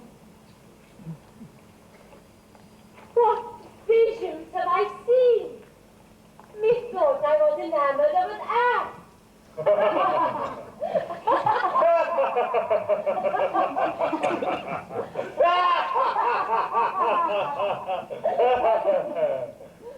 There lies your love. How came these things to pass? Oh, how mine eyes do loathe his visage now! Silence a while.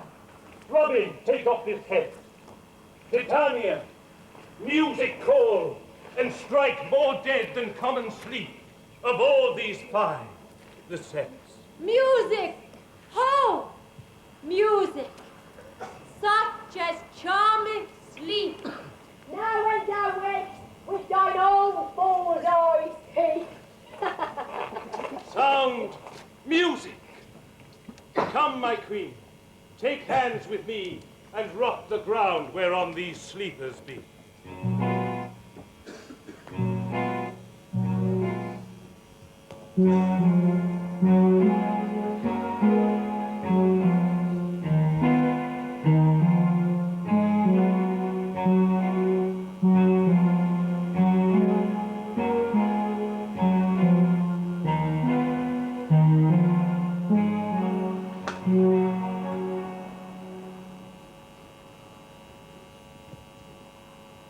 thou and I are new in amity, and will tomorrow midnight solemnly dance in Duke Theseus' house triumphantly, and bless it to all fair prosperity.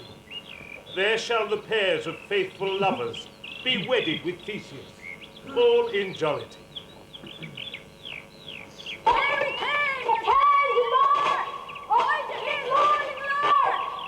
Then, my queen, in silence sad trip we after night's shade. We the globe can compass soon, swifter than the wandering moon. Come, my lord, and in our flight, tell me how it came this night that I, sleeping here, was found with these mortals on the ground.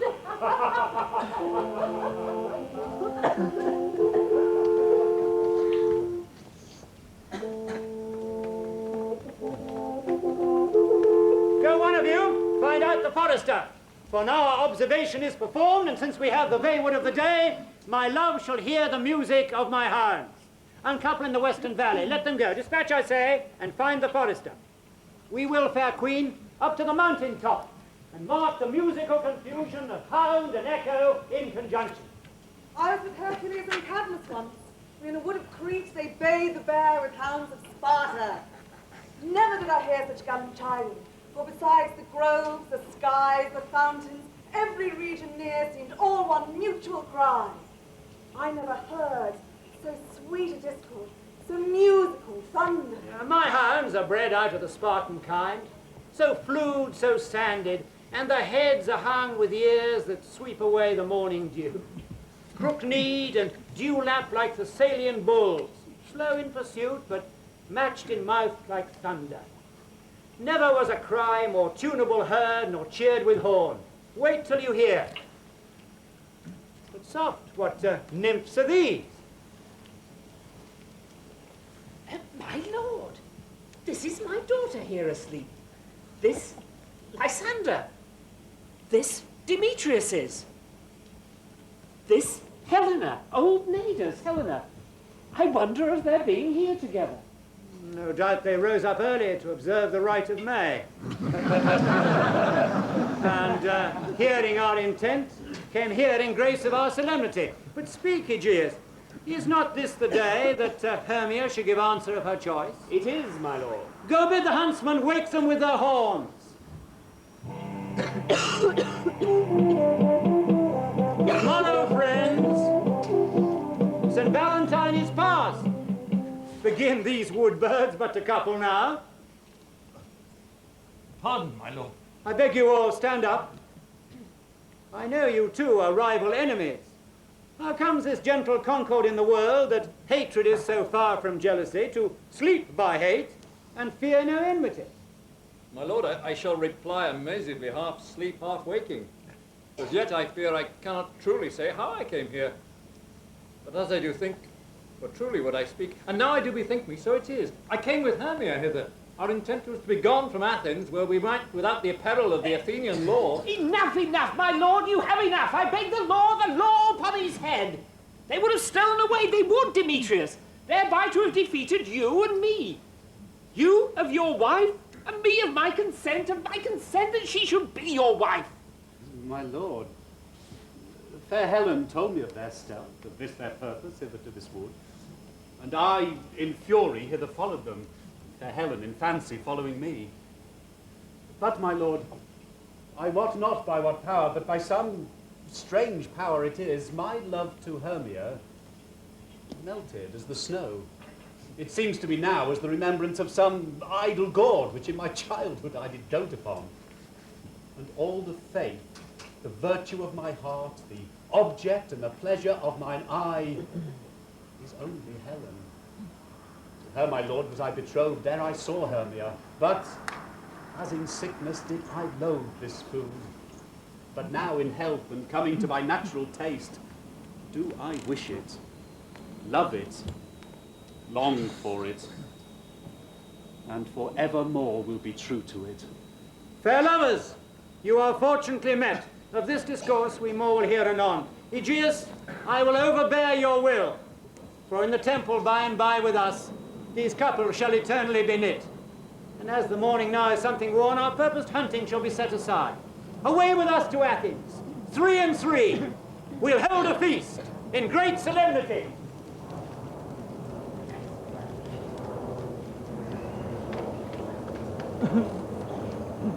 These things seem small and inconceivable. Like far-off mountains turned into clouds.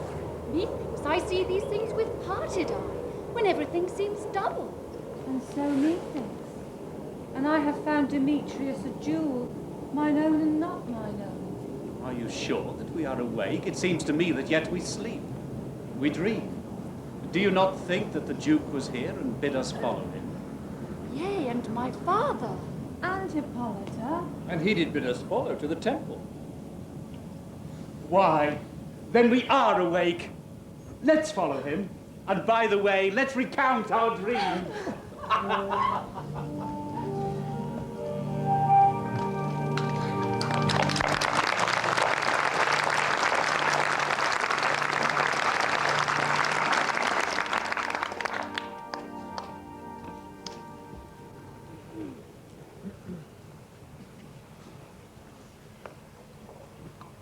When your cue comes, call me and I will answer. The next is Wiltshire Pyramus. Beautiful.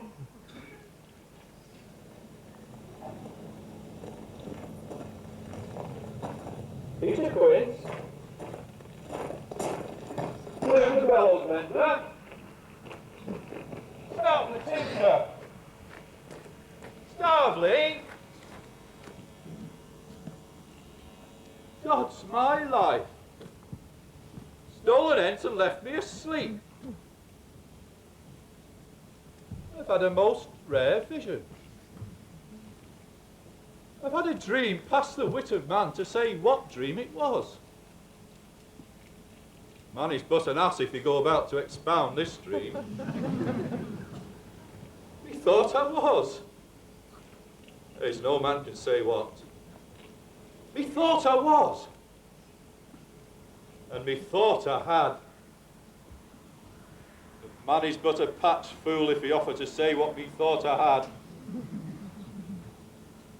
The eye of man hath not heard. The ear of man hath not seen. Man's hand is not able to taste, his tongue to conceive, nor his heart to report what my dream was. I shall get Peter Quince to write a ballad of this dream. It shall be called Bottom's Dream, because it hath no bottom. And I shall sing it at the latter end of a play before the Duke. Peradventure, to make it the more gracious, I shall sing it at her death.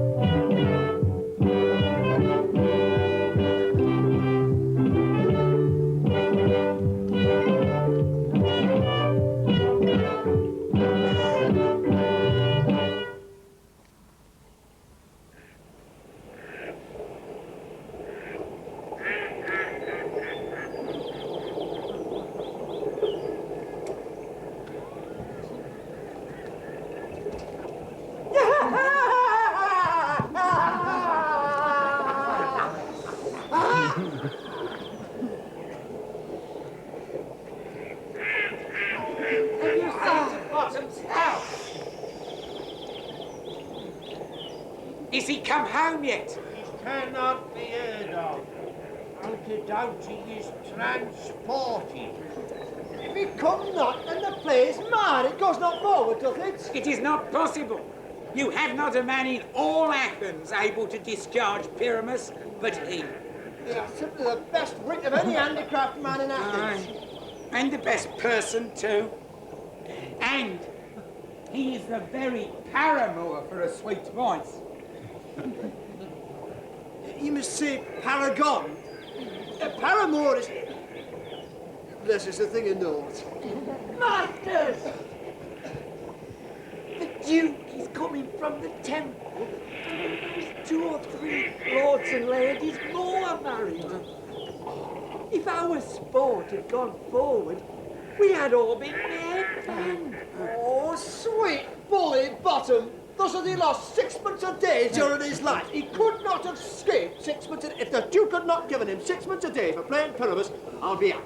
He would have deserved it. 6 months a day in Pyramus or nothing. Where are these lads? Where are these hearts?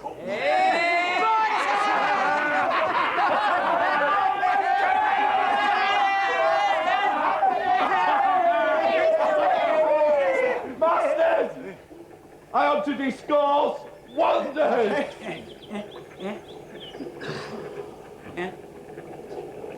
But ask me not what. For if I tell you I'm not true Athenian, I will tell you everything, right as it fell out. Let us hear, sweet bottom. Not a word of me. All that I will tell you is that the Duke hath dined. Get your apparel together, good strings to your beards, new ribbons to your pumps. Meet presently at the palace. Every man look o'er his part. For the short and long is, our play is preserved! In any case, let Thisbe have clean linen. Let not him that plays a lion part pare his nails, for he shall hang out as a lion's claws.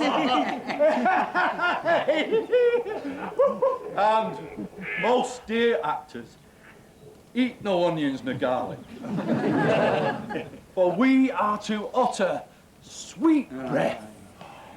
And I do not doubt but to hear them say, it is a sweet comedy. No more words. Away. Go. Away.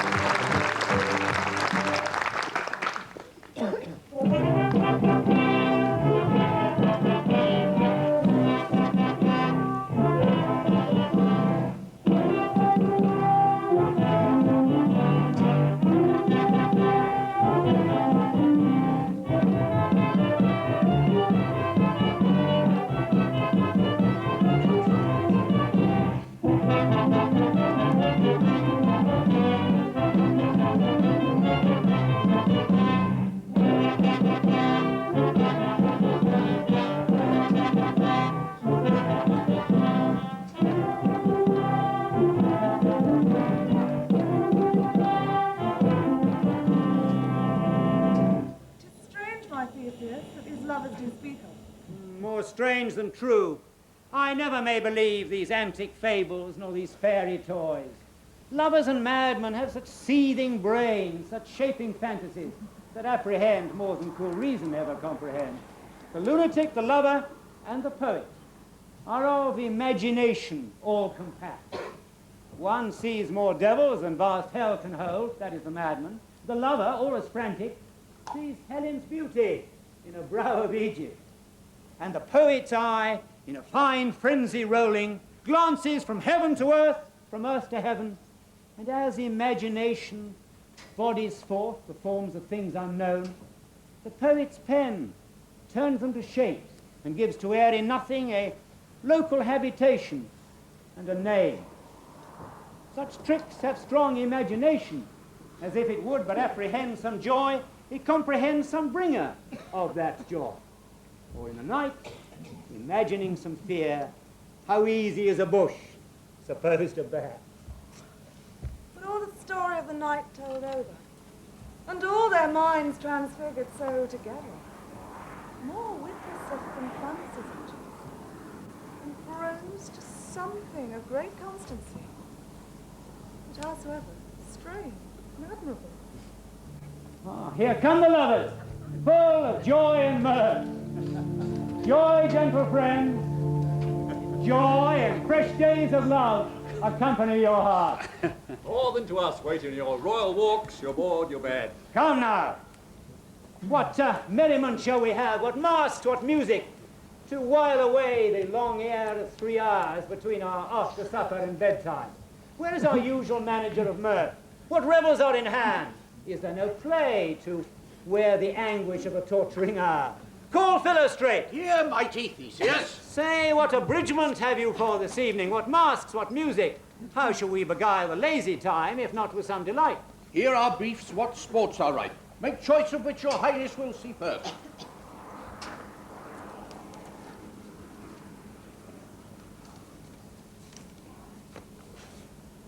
The Battle of the Centaurs, sung by an Athenian eunuch to the harp. Oh, we'll have none of that. That have I told, my love, in glory of my kinsman Hercules. The riots of the tipsy bacchanals tearing the Thracian singer in their rage. Oh, that is an old device, and it was played when I from Thebes came last to conqueror. The thrice 3 muses mourning the death of learning, lately deceased in beggary. Oh, that is some satire, keen and critical, not sorting with a nuptial ceremony. The tedious brief scene of young Pyramus and his love Thisbe. Very tragical mirth. Merry and tragical, tedious and brief. How shall we find the concord of this discord? A play there is, my lord, some 10 words long, which is as brief as I have ever known a play. But by 10 words, my lord, it is too long, which makes it tedious. For in all the play there is not 1 word apt, 1 player fitted. And tragical, my noble lord, it is, for Pyramus therein doth kill himself, which when I saw the play rehearsed, I must confess made mine eyes water. But more merry tears the passion of loud laughter never shed. And who are they that do play it? Oh, hard-handed men that work in Athens here, which never laboured in their minds till now, and now have toiled their unbreathed memories with this same play against your nuptials. And we will hear it. Oh, no, my noble lord, it is not for you. I have heard it through, and it is nothing. Nothing in the world, unless you can find sport in their intents, extremely stretched and conned with cruel pain to do you service. I will hear that play, for never can anything be amiss when simpleness and duty tender it. Go bring them in, and ladies, take your places. I love not to see wretchedness o'ercharged, or duty in his service perishing. Why, gentle sweet, you shall see no such thing. He says they can do nothing in this kind. Ah, the kind are we to give them thanks for nothing. Our sport shall be to take what they mistake. And what poor duty cannot do, noble respect takes it in might, not merit. Where I have been, great clerks have purposed to greet me with premeditated welcome. Where I have seen them shiver and look pale, make periods in the midst of sentences, throttle their practiced accents in their fear, and in conclusion dumbly have broke off, not paying me a welcome. Trust me, sweet, out of this silence yet picked I a welcome, and in the modesty of fearful duty I read as much as from the rattling tongue of saucy and audacious eloquence. Love, therefore, and tongue-tied simplicity, in least speak most in my capacity. Good, my lord, the prologue is addressed. Let him come in.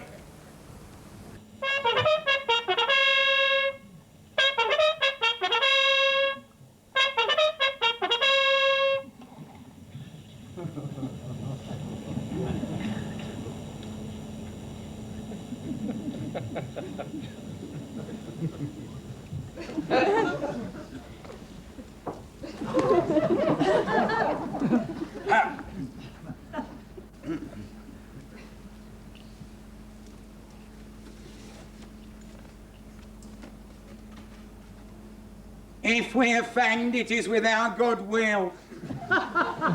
that you should think we come not to offend, but with goodwill. To show our simple skill, that is the true beginning of our end. Consider then, we come but in despite. We do not come as meaning to content you. Our true intent is all for your delight. We are not here that you should hear repent you. The actors are at hand, and by their show you shall know all that you are like to know. This fellow does not stand upon points. No, he hath rid his prologue like a rough colt. He knows not the stops. A good moral, my lord. It's not enough to speak, but to speak true. Indeed, he's played on his prologue like a child on a recorder. The sound, not in government. His speech is like a tangled chain, and nothing impaired, but all disordered. But who comes next, I wonder?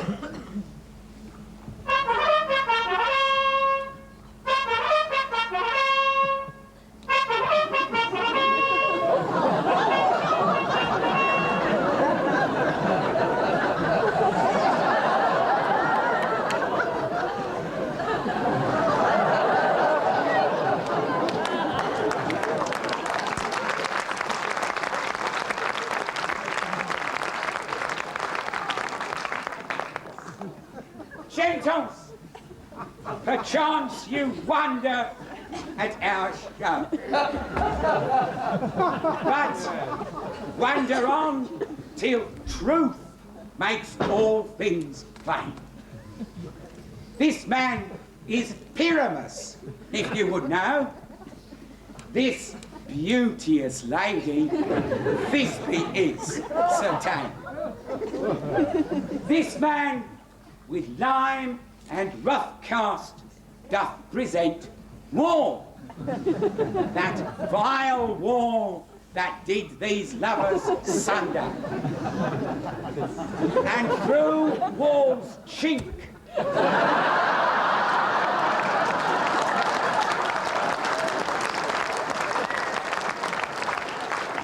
Poor souls, they are content to whisper, at the which let no man wonder. This man with lantern, dog, and bush of thorn presenteth moonshine. Or, if you will know, by moonshine did these lovers think no scorn to meet at Ninus' tomb, there to work, woo. This grisly beast, which Lion hight by name, the trusty Thisbe, coming first by night, did scare away.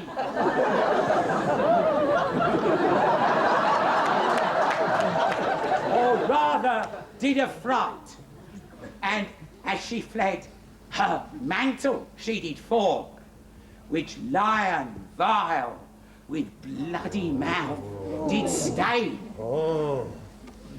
Anon comes Pyramus, sweet youth and tall,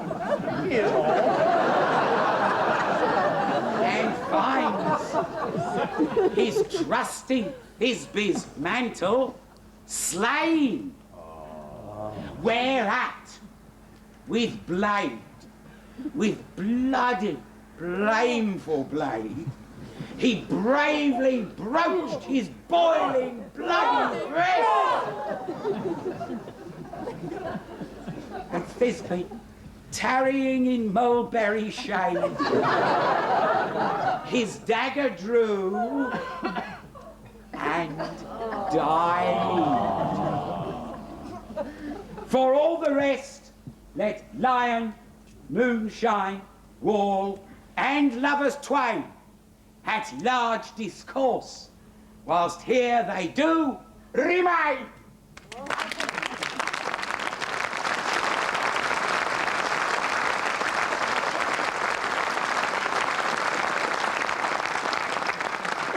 I wonder if the lion be to speak.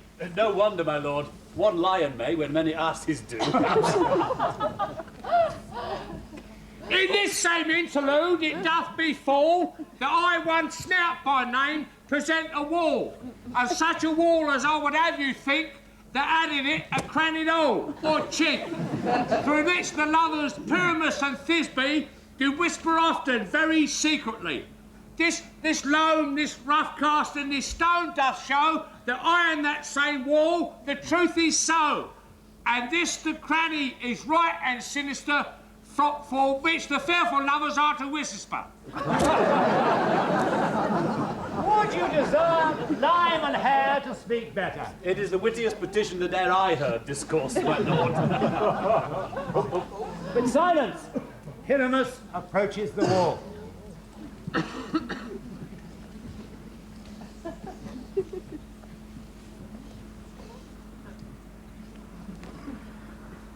Oh, grimlet night!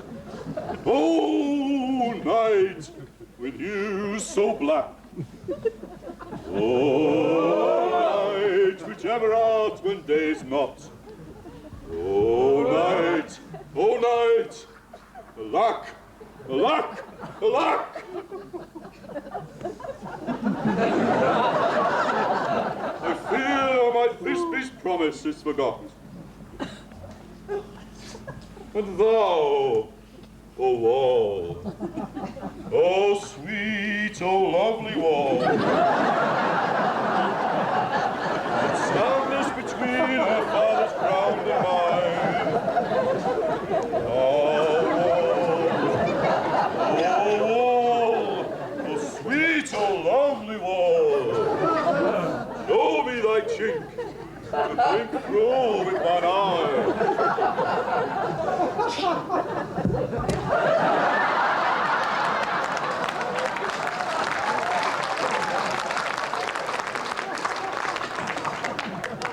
Thanks, courteous wall.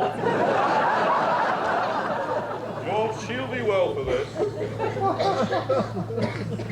But what see I? No Thisbe do I see. Oh, wicked wall! Whom I see no bliss. Cursed be thy stones for thus deceiving me. All methinks, being sensible, should curse again. No, sir, in truth, he's deceiving me is Thisbe's cue. She is to enter now, and I am to spy her.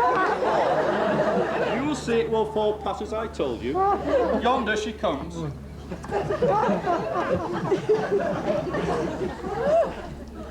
Oh, wall, full often hast thou heard my moans for parting my fair Pyramus and me. My cherry lips have often kissed thy stones, knit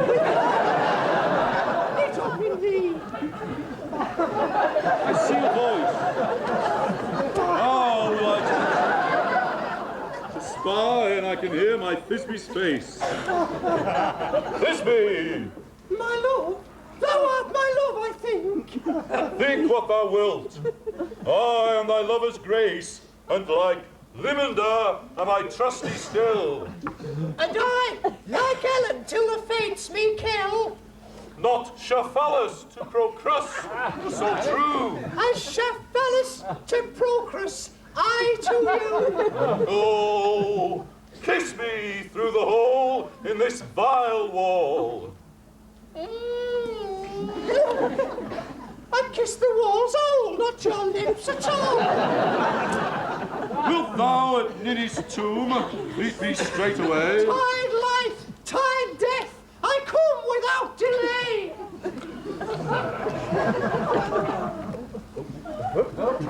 Thus have I walked, my part discharged so, and having done thus, wall away doth go.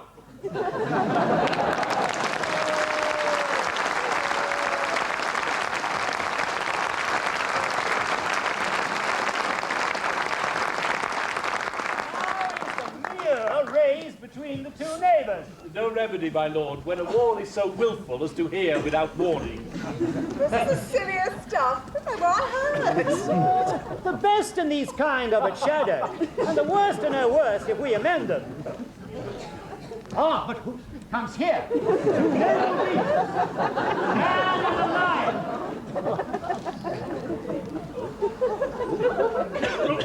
You ladies, you whose gentle hearts do fear the smallest monstrous mouse that creeps on floor, may now perchance both quake and tremble here when lion prompt in wildest rage doth roar. Then know that I, as Snug the joiner, am a lion fell, nor else no lions down. For if as lion I should come in strife into this place, 'twere a pity on my life. A very gentle beast and of good conscience. The very best of the beast, my lord, that e'er I saw. This lion is a very fox for his valour. Ah, and a goose for his discretion. Not so, my lord, for his valour cannot carry his discretion. And the fox carries the goose. Yes, his discretion cannot carry his valour, for the goose carries not the fox. It is well. Leave it to his discretion, and we will listen to the moon. This lanthorn doth the horned moon present. He should have worn his horns on his head. He is no crescent, and the horns are within the circumference. This lanthorn doth the horned moon present. Myself, the man in the moon, to sing to me. This is the greatest error of all the rest. The man should be put into the lantern. How else is it the man in the moon? You cannot come there for the candle, my lord, for you see, it is already in snuff. I'm weary of this moon. What he would change. I think by the light of his discretion, he's in the way. But in all courtesy, in all reason, we must bear the time. Proceed, moon. All that I have to say is to tell you, this lanthorn is the moon, I the man in the moon, this dog was my dog, and this dog my dog.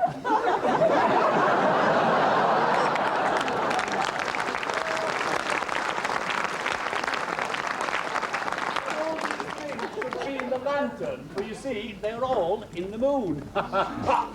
Here comes Stiffy! This is old Ninny's tune. Where is my love?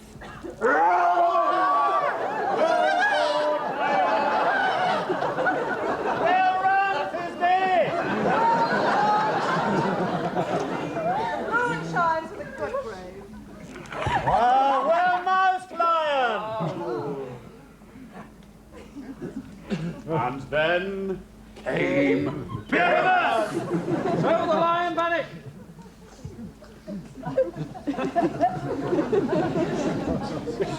Sweet you. Sweet moon, I thank thee for thy sunny beam. I thank thee, moon, for shining now so bright. For by thy gracious, golden, glittering beam, I trust to take of truest Thisbe sight. But stay, O spite. But mark, poor knight, what dreadful dole is here? Eyes, do you see? How can it be? Oh, dainty duck. Oh, dear. Thy mantle good, what, stained with blood? Approach, ye furies fell. Oh, fates, come, come, cut, thread, and thrum, quail, crush, conclude, and quell! This passion and the death of a dear friend would go near to make a man look sad. It's true to my heart. I do pity the man. Oh, wherefore, nature, didst thou lions frame? since lion vile hath here deflowered, my dear, which is, no, which was the fairest dame that lived, that loved, that liked, that looked with cheer. Come, tears, confound.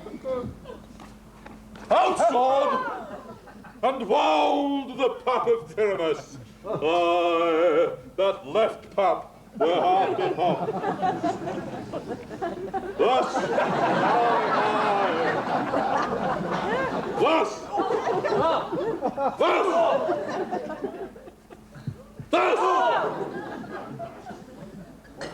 Now am I dead? Now am I fled? My soul is in the sky. Tongue, lose thy light. Moon, take thy flight. Take thy flight.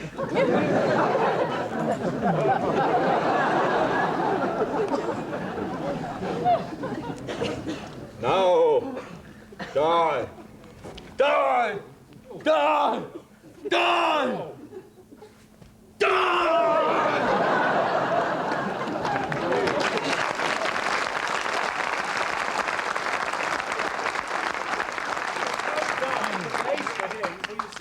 He is but one. Oh, less than an ace, man. If he's dead, he's nothing. Oh, with the help of a surgeon, he might yet recover. And prove an ass. Perchance Moonshine is gone before Thisbe comes back and sees her lover. She will find him by moonlight. And here she is, and her passion ends the play. Methinks she will not use such a long one for Pyramus. I hope she will be brief. A moat will turn the balance, which Pyramus, which Thisbe will be the better. He for being a man, God warrant us, and she for being a woman. God bless God. She has spied him already with her sweet eyes. And thus she meant, videlicet, Sleep, my lord.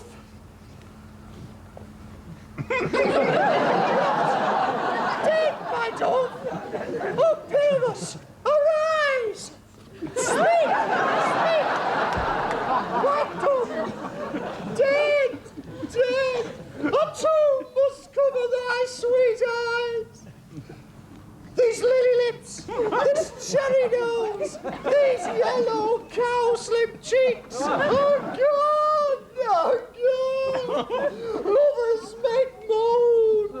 His eyes were green as leeks! Oh, sisters three, come to me, with hands as pale as milk. Lay them in gore, since you have shore with shears his shred of silk. Tongue, not a word, come, trusty sword, come lead my breast imbrue, and farewell, friends. Thus this begins. Adieu, adieu, adieu.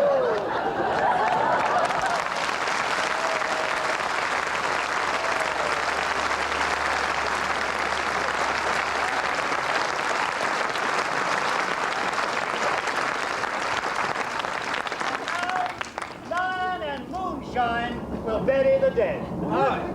And wall, too. No, sir. Wall is down and part of their fathers. Would it please you to see the epilogue or to hear it? No epilogue, I pray you. For your play needs no excuse. Never excuse. For all the players are dead, there is none to be blamed. Marry, if he that had writ it had played Pyramus and hanged himself in Thisbe's garter, it would have been a fine tragedy. And so it is, truly, and very well discharged. But come, your burgomaster, leave your epilogue alone.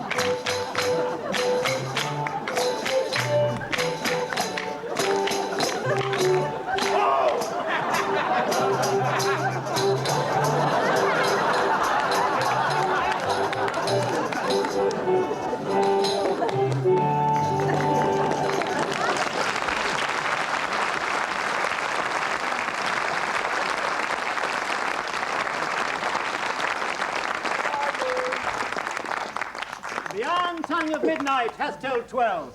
Lovers to bed. 'Tis almost fairy time.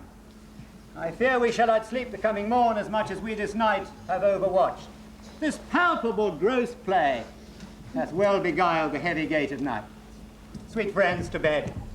A fortnight held we this solemnity in nightly revels and new jollity.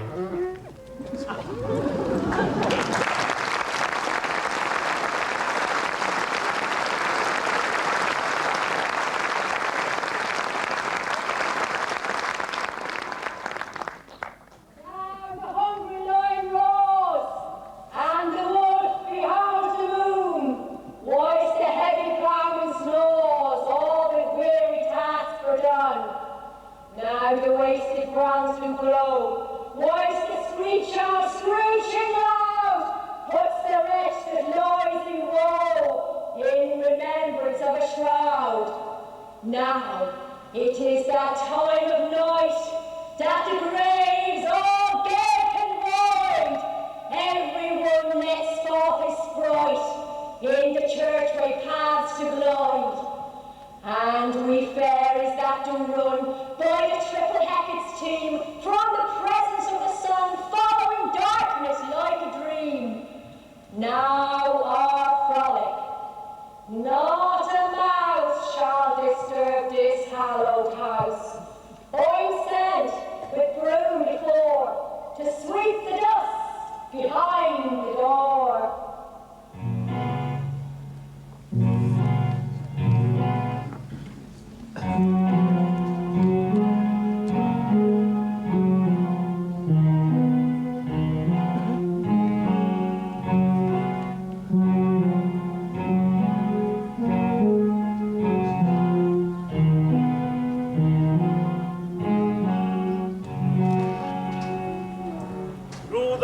Give glimmering light by the dead and drowsy fire.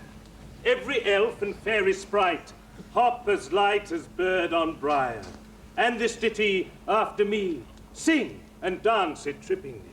First rehearse your song by rote, to each word a warbling note. Hand in hand with fairy grace, will we sing and bless this place. Now until the break of day, through this house each fairy stray. To the best bride bed will we, which by us shall blessed be. And the issue there create ever shall be fortunate. So shall all the couples three ever true in loving be.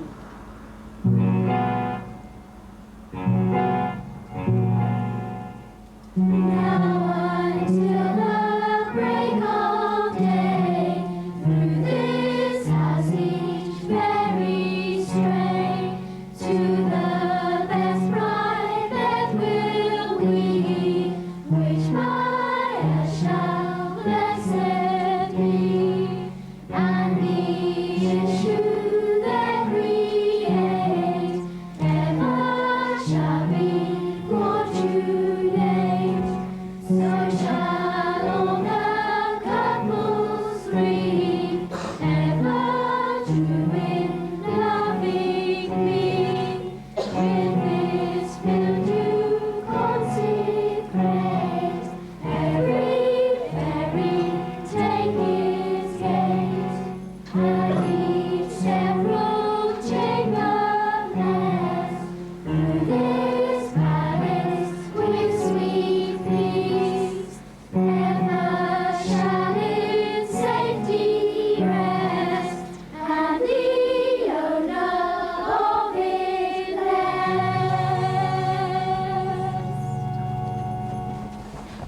And the blots of nature's hand shall not in their issue stand. Never mole, hair, lip, nor scar, nor mark prodigious such as are despised in nativity, shall upon their children be. With this field dew, consecrate. Every fairy take his gate, and each several chamber bless, through this palace with sweet peace. And the owner of it blessed, ever shall in safety rest. Trip away, make no stay. Meet me all by break of day.